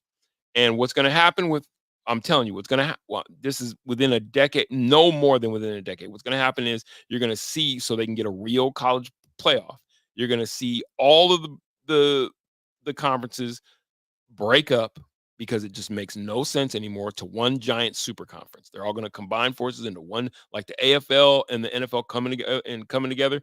They're going to make one giant super conference full of probably, 60 teams, 80 teams, something like that. And those teams will fight it out. And then the teams below can fight their way in, and the teams up top have to win to stay in. And that'll all be worth one giant TV deal that they'll split up, blah, blah, blah. So get fat now, even if you just still have your own TV deal. So what you're talking about now is the University of Colorado at Boulder having somewhere between, I'm telling you, if Notre Dame can get this right here for that program, and I'm not taking anything away from the Golden Domers. If you guys are Domer followers and all that, more power to you. I'm not taking anything away from you. But if that's worth this, how the hell much do you think Coach Prime is worth when he can bring along with him, mind you, Kentucky Fried Chicken, KFC? I don't even think they can use the C anymore, because I don't think it can legally call that chicken. Never mind that. KFC, whatever that weird almond company is that he has, Aflac. Who am I leaving out? I'm leaving somebody out. Oh, Nike. What the fuck? That's 4, at least 3.5. I don't know about the almond company. I was surprised when I see those almond commercials with Coach Prime. I'm like, that's just an odd. You know what I'm saying? It's just I wouldn't have thought that would be, not that he doesn't eat almonds. Who doesn't eat almonds? They're delicious. They're delicious. They are delicious. But I just didn't see it. Anyway, not the point. Point is, it's like, So you got 3.5, probably 4 major sponsors already plugged into the deal. He's already familiar with Prime. Prime is, Jeff Bezos has more money than God, or at least as much, because God don't need money. God works to pastors. Pastors pass around the collection plate. They get the money, and then they bring it to God. That's how that works. God don't collect the money itself. No. He's got a whole cohort of thugs who collected for him, and then they bring it to him. Bring me mine. Bring me mine. No, these trains of thought. Got it. So CU's probably able to get, I don't know, at least 75 million. I'm saying this is more like 100 million. Now, with $100 million TV deal, all to themselves, and the best recruiter in the world, at their disposal, you're going to be hard pressed to stop Coach Prime from being able to bring in nothing but high 3, 4, and 5-star recruits. and just constantly listen. Look at the sales pitch, son. We'll probably have enough combined NIL money availability that 1 through 33, offense, defense, special teams, everybody's going to get some kind of check.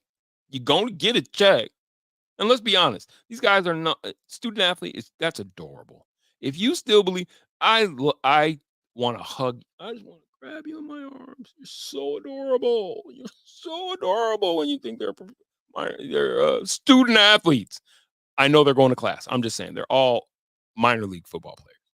And they're not all going to go to the league. So some of them have to consider and concentrate on their studies so they can get the most out of the college experience. And you'll hear Coach Prime talk about that all the time. He's trying to raise the man. I fuck with it. Don't get it twisted. I'm not, but I'm saying you get the money on, you're getting your studies done. The ones who's going to go to the NFL, they're going to get to where they're headed. It's this ecosystem, and he'll never have to leave Boulder. I'm like Rick George. Lock that man up now and start having those conversations. Like, you got to treat the Big 12 like homeboy in Harlem Nights. Put your mommy on the phone. Yeah, honey, this is Richie. I ain't coming home no more. Take it easy. That is Rick George to the Big 12. This is Rick George to the Big 12. Hello, Big 12. He's like, yeah, this is Rick George, the guy with 2 first names. I'm Rick George. Put your mommy on the phone. Yeah. I ain't coming home no more. We're leaving the Big 12. Take it easy. Then you hand the phone over to Prime because you need Prime to make the call to Jeff Bezos. Because Jeff Bezos, you can tell Jeff Bezos is the type of guy like, watch, look at Jeff Bezos. Let's see if we can find him laughing. Jeff Bezos. Is it B-E-Z or B-S-O-S? Bezos. Laughing. Let's see if we can find him laughing. Yeah. Watch Jeff Bezos. Shut your damn mouth.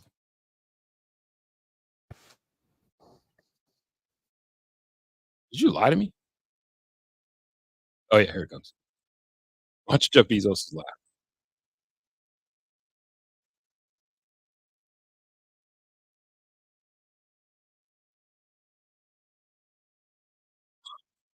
Oh, my God.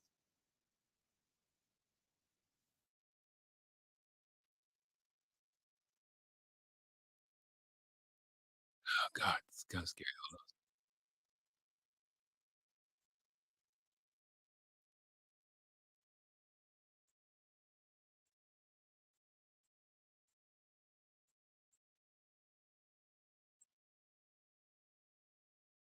So you want to put Prime on the phone because he's going to like to laugh with Prime. Prime's going to say a couple of jokes. He's going to like to laugh with Prime. And he's like, Prime's like, listen, you control how the WAPO moves. You know what I'm saying? I know you got some pull over there at your station. I know you got some pull at your station.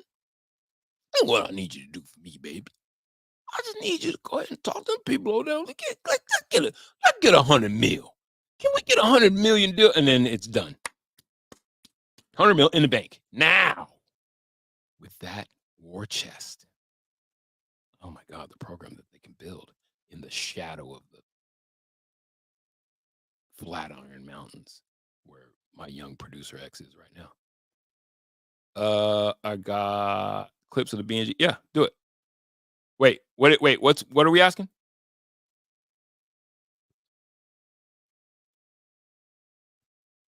Yeah, do it. Let's do it. See you clips. BNG. Right now. Oh, wait, that's it? That's all that happened?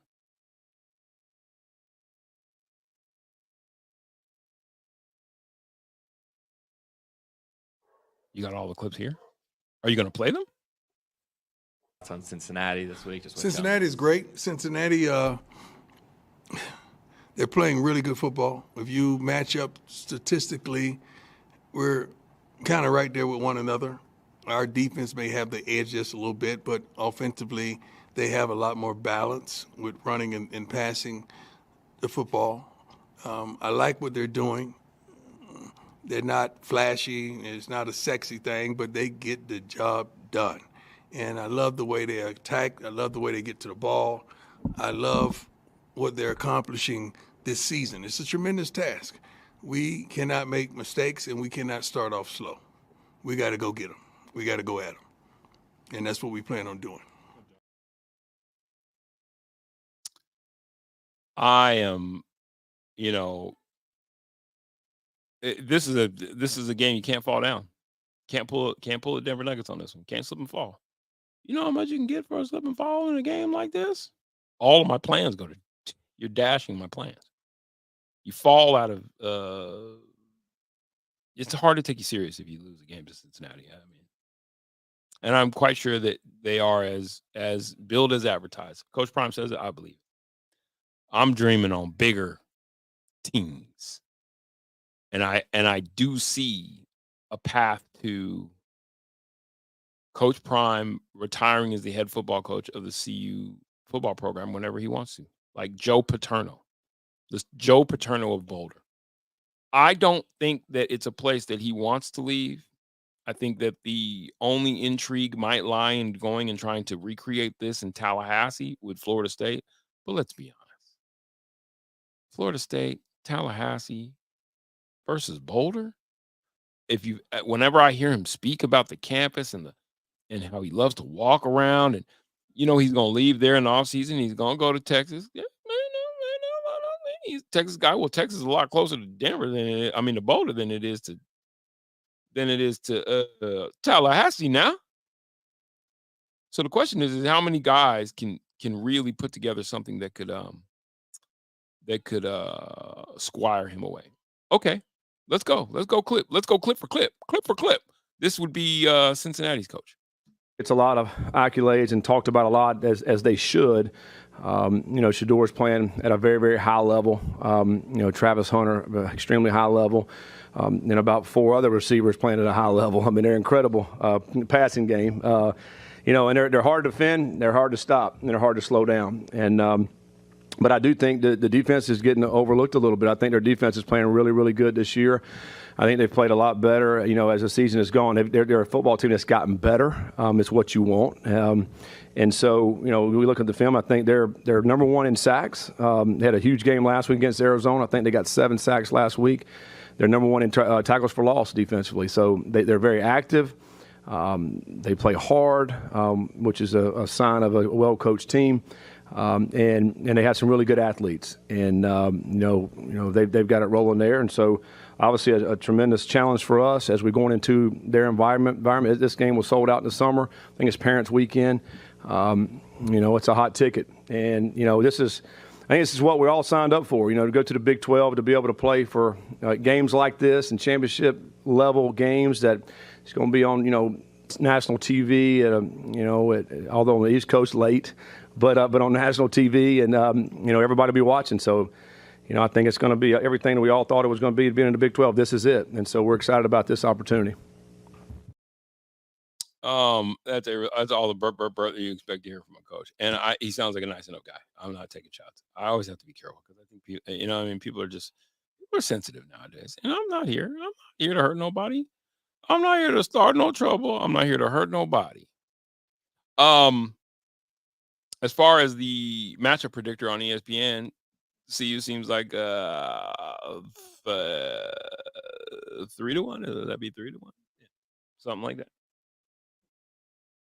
Anyway, I do worry because I do think the defense has shown flashes, and thank God Shiloh got off the snide and had a much better game against Arizona. It was starting to look kind of like, coach's son. We don't want playing out of string because of coach's son who's sitting behind him, but he played really well last week. My biggest concern is their inability to run the ball. To find one guy who looks good getting carries. It's really concerning that as of right now, they have had 4 different backs with more than 20 carries. And only 500 yards amongst all those backs. That's disconcerting. And Augustav, I guess it's Isaiah Augustavi is how you pronounce it. Yeah, we'll do that. We'll do that. No worries. Okay. D-Mac's not going to make it back. We love Mac. I'm losing my producer X. Y'all say goodbye to producer X. Round of applause for producer X.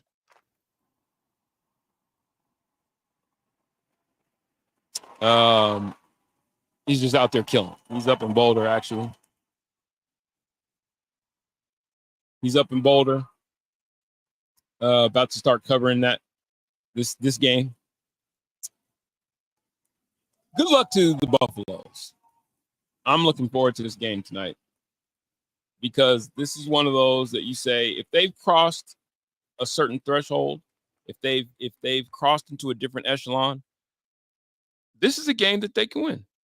This is a game that you should win. This is a game that you have to win in certain regard. Because what you want to do is make yourself as pretty a package as possible for those bowl selection committees. And they're already there because of who they are as a program, but the winning has to accompany that. And that means winning games that, albeit two teams that are both sitting at 5-2, that means winning games that you are favored to win. They're almost a whole touchdown favorite. They're 6.5 point favorite. So you don't drop this one. I don't care what you have to do. If it's 56-49, you just got to win this game. And it's got to be one of those. I got a cousin. This is how viral what's happening in Boulder is. I have a cousin that is not affiliated to CU, not affiliated to Cincinnati. He is not even American Boan, as we on my mother's side are Guyanese from Guyana. You might remember Guyana from such films and documentaries as Jim Jones, the wild, crazy demon man who souped up the Kool-Aid to take people out. That's where my people's is from. On my mom's side. And on my father's side, we're from the Congo. That is not the point of the story. The point of the story is my cousin, Michael. Shout out to my cousin Mike. I should call him and see where he's at. My cousin Mike he's a New Yorker. Traveled from New York all the way to Boulder because he loves Coach Prime. And he's got no affiliation. The Prime didn't go to Florida State. He's no affiliation. Wasn't a Cowboy fan. No affiliation whatsoever. Coach Prime has, in effect, turned the Colorado Buffaloes into the Dallas Cowboys. What do I mean when I say that? The Dallas Cowboys have a huge fan base. I had a story I was going to do messing around. Maybe I'll get to it. This is actually a good segue. Huge fan base. Huge fan base. Based mainly off the fact that Americans are front runners. That's really what it comes down to. And let me see.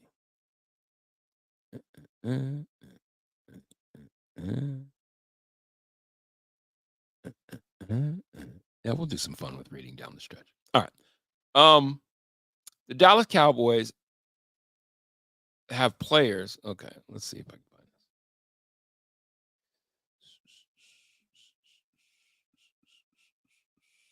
this. Where's it at? Oh, she loves him for his personality. Oh, excuse me. I apologize. No, I'm being serious. I don't want you guys to think that I take your ears for granted. If I belch, it's not you, it's me. Fair? Okay.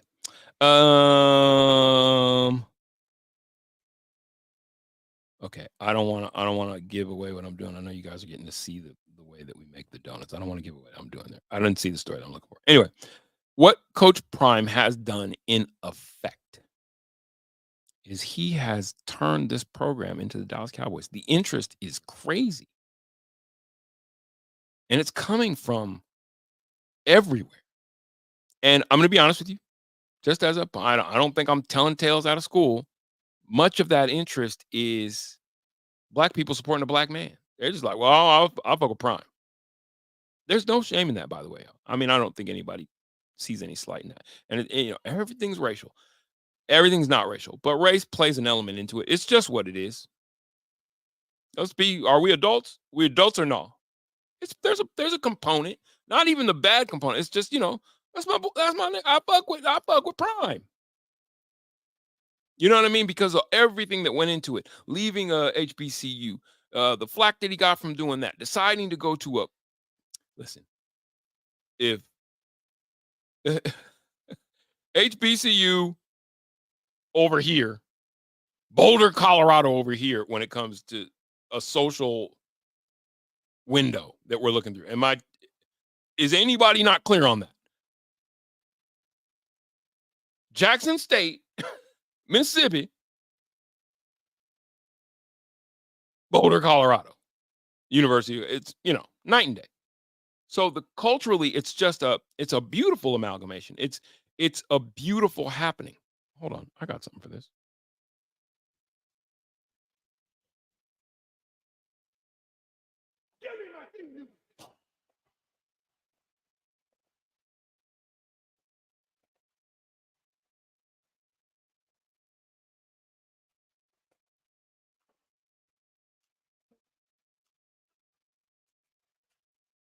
Shout out to my homeboy, Mike Coates, Hitsville.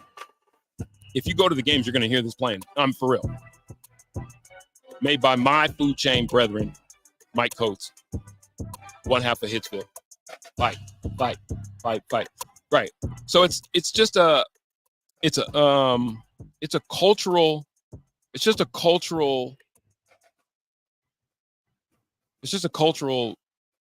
clash in the best way possible.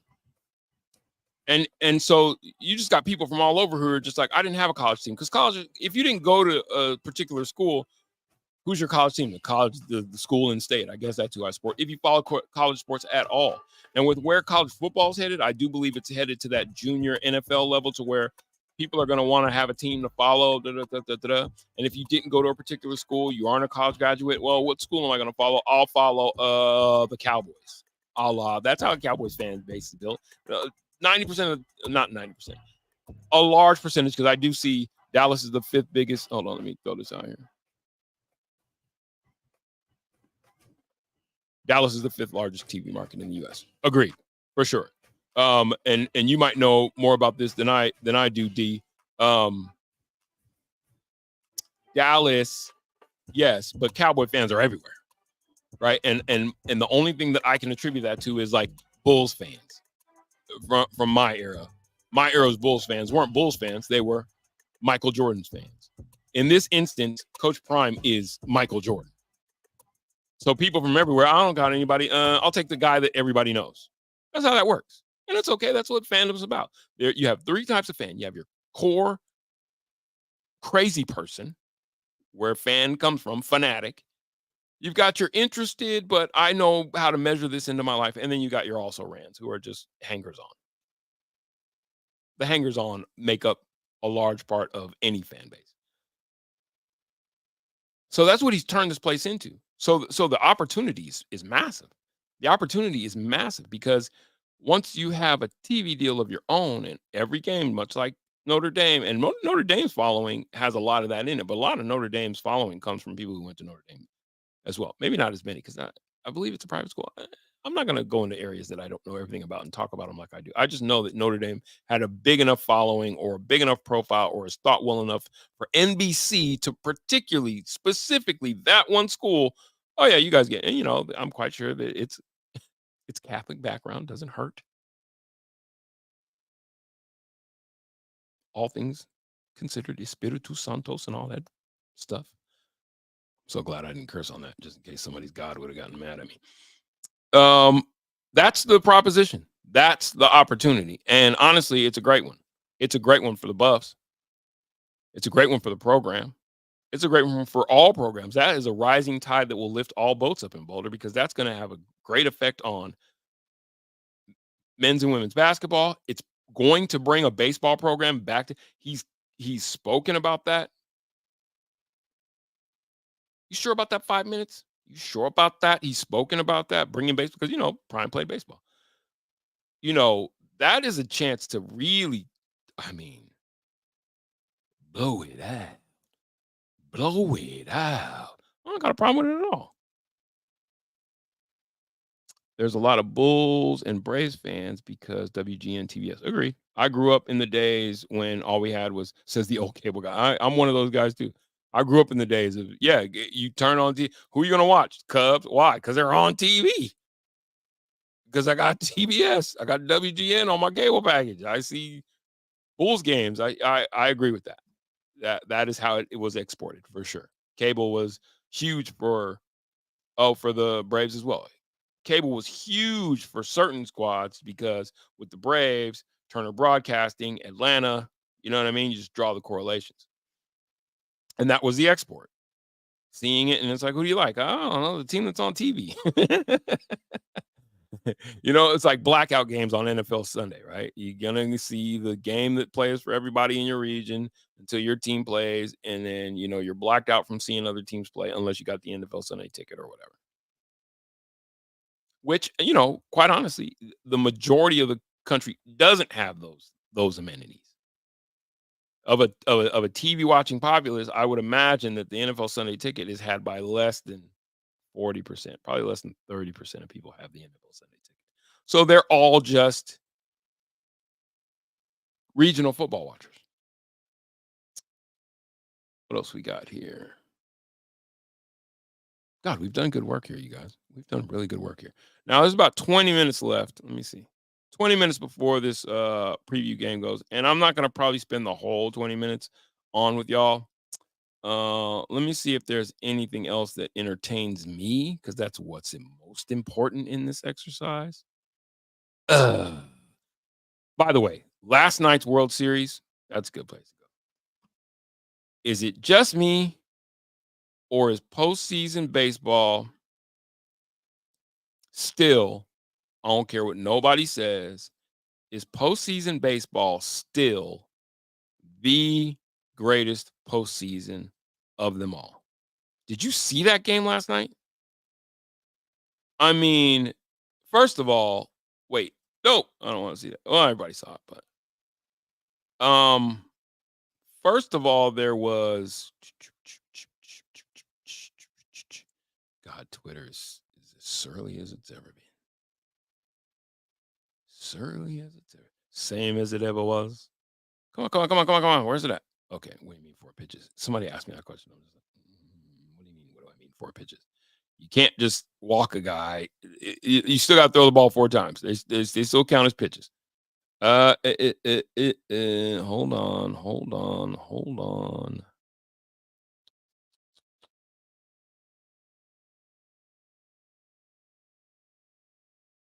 Let's see if this was it.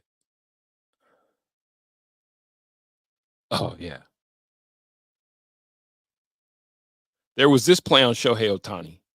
This is bottom of the 10th. Shohei Ohtani pops up. I mean, how far did he run to get it, and then pulls the Derek Jeter? So that was for the second out. And it's like, holy shit. Like, this is going hamtramic. And then wild. They walk Mookie Betts. They being the Yankees, walk Mookie Betts. Aaron Boone, who, you know, I get why a Yankees fan is like, fuck that guy. Aaron Boone pulls a guy off the bench who hadn't pitched, hadn't been healthy in months, and has him face off against Freddie Freeman after the designated walk. They walk to load the bases to get to Freddie Freeman, and Freddie Freeman go yeah. I can't show this out. This was crazy. This is all in the 10th inning within a span of 6 pitches. Shohei Ohtani, which should have been just a, you know, routine foul. We keep the at-bat going. This guy. We keep the at-bat going. Instead, that crazy ass play to record the second out. Then it's like, okay, we don't want to face Mookie Betts with 2 on. So we'll just put him on the open base, which I didn't even think was really a bad call to get to Freddie Freeman. And then Freddie Freeman left a yard. Where's Freddie? He's not in the yard. I'll tell you where Freddie's not. He's no longer in the yard. He's like my dog whenever the Amazon guy shows up and we're in the backyard and somebody shows up and all of a sudden he's no longer in the backyard. That shit last night was crazy. And that to me, because that was a 2-1 game. Listen, Aaron Boone's going to catch a lot of flack because he made some questionable decisions down the stretch. Took out the starter when the starter was 88 pitches in and he was humming, but he got took. And then he decided to pull the trigger. I'm sorry, but it doesn't get better than postseason baseball. It does not get better than postseason baseball, period. Hands down. The World Series is still the fall classic for it. It is still Kirk Gibson. Exactly. That's exactly what that was.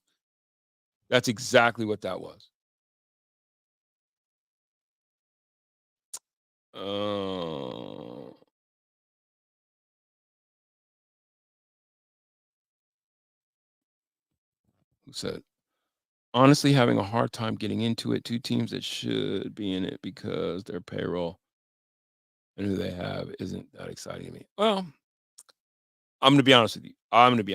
I haven't locked in on, because we just get this shit end of the stick. We're like Mike Malone talking about shit in your mouth. We get the shit end of the stick in Colorado. I no longer live in Colorado, by the way. I live on the East Coast, but I'm always paying attention, and I'm soon to return. I came out to be closer to family. We can talk about that another time. The Rockies, full stop. It's just hard. It's hard when you know. I'll tell you when I stopped paying attention to baseball. When the greatest third baseman in the game today was just like, I was just like, fuck you guys. I don't have to sit around for this. I'm cool. And then your interest wanes. And baseball is hard to follow. It's a hard follow. It's not a hard follow. It's just I don't care to keep up with the guys as much anymore, or since it's not my job anymore to, and when you don't have a team, you don't really have a dog in the hunt. It's kind of like, okay, I can't tell you that the Yankees payroll is still that. By the way, I want to be honest with you. I can't tell you that that's still the case with their. And what I do know is neither of these teams have sniffed the World Series in a while. When was the last time the Dodgers were in the World Series? I know it's been a while for the Yankees. Let me see.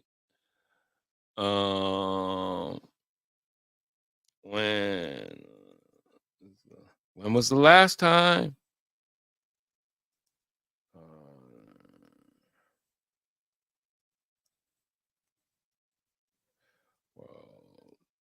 Did they heard you say about that I love? Damn, you just really blew that. Like, didn't even answer my question adequately. Why were they updating this? Oh, yeah.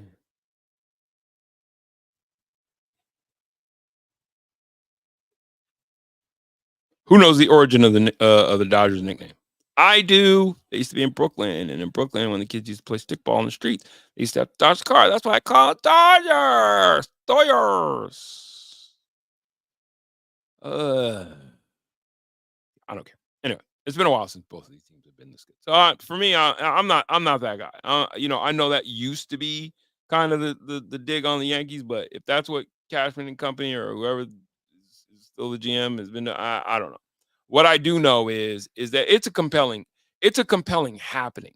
World Series, the World Series is just baseball in itself. When it's high pressure, nothing is more dramatic, obviously, unless it's a blowout. And then it's still kind of fun to watch. Like watching guys leave the yard is wildly entertaining for me. I love baseball.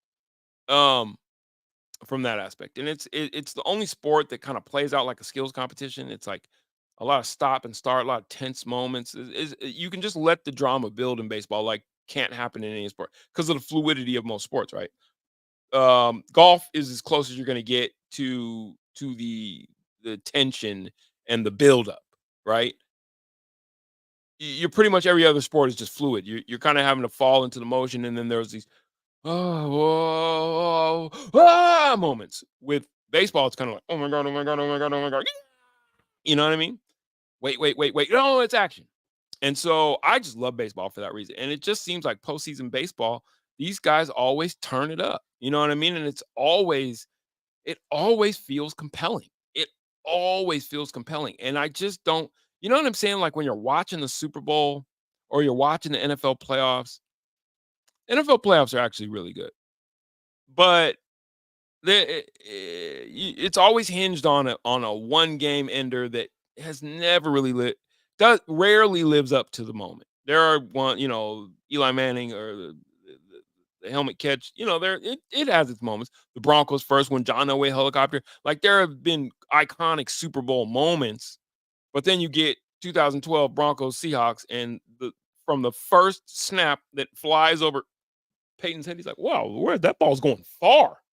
It's like watching a pitcher watching one of his shits get took out of the yard. Like, whoa! From that moment, it was just like, oh well, we see how this is gonna go. Von Miller's the only guy that shows up. But anyway, NBA playoffs was like, we watched it last. The Pacers, I was like, oh maybe David will step up and smack Goliath. They worked their way to this point. No, and then as much as everybody knew that.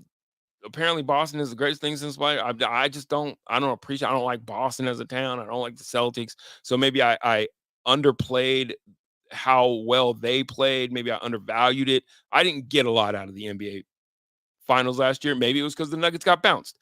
I assume nothing when it comes to my fandom because I am a bit of a numbers guy. I can remember certain things, other things I'm just watching like any other fan. But it was like the NBA playoffs never has really. You know what I'm saying? Not since Jordan and the Bulls, to be honest with you. It ain't been since the 90s that I've watched NBA playoff basketball and just been like, this is great. And that does include the Nuggets run, too. We know. They swept their way to come on. It was great for us because we were like, fuck yeah, the boys. But other than that, was it, compelling? Steph and them there's been some, I'm just saying, it definitely ain't NBA postseason.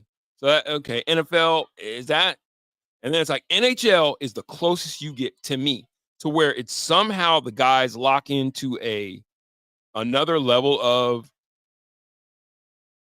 performance, another level of showmanship, another level of tension. NHL, I find the Stanley Cup playoffs very compelling. Grew up in LA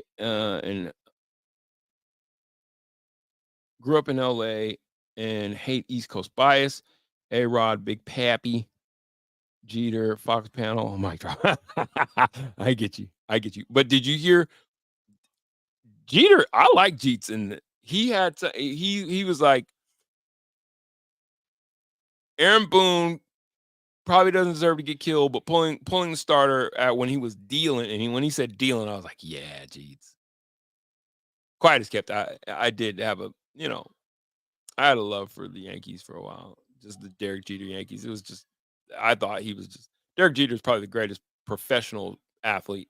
And I don't mean like in terms of athletics. His career, the way it played out, the closest you'll get is Steph. The closest you'll get to Derek Jeter is Steph. When it's just like a class guy. Yeah, we found out in the back end that he was giving gift baskets to ladies, on the way out. But Jeter never put himself in a position where he had to get scandaled because he was like, I'm fucking on these hoes.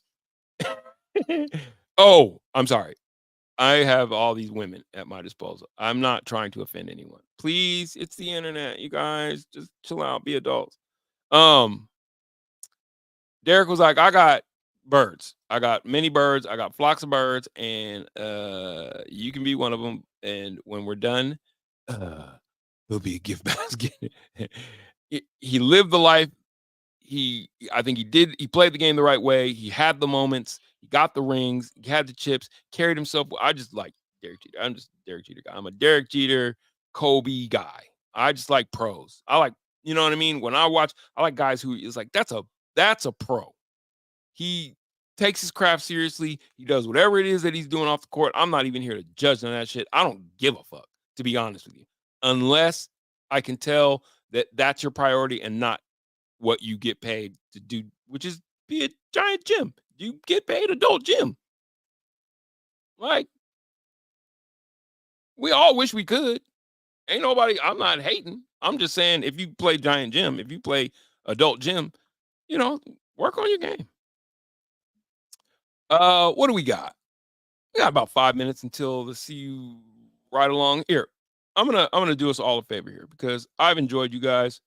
Round of applause for everybody who commented in the chat.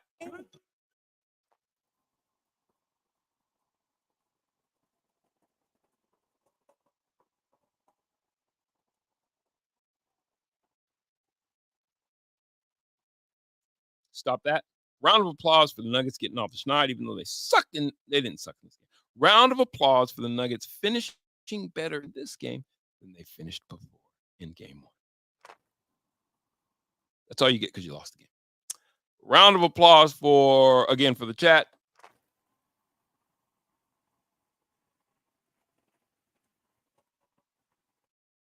Round of applause for producer X.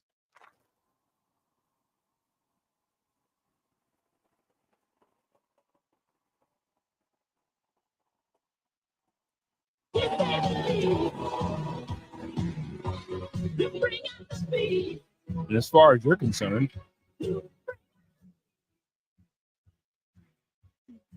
welcome. All are welcome. Enjoy. You should be careful what you ask for. Cash flow, everyone around me. Aiming for the money, Dr. Jekyll, Mr. Bashful. Soon as the check cash go high, get to acting. See y'all later, man. Enjoy the rest of your Saturday evening. Go Bucks. Hold on. That's not how we're leaving. That's not how we're doing it. We're going to give it. Let's go Buffs. Get a win. Come out of this thing 6-2. Make my dreams come true. No, I'm not dead.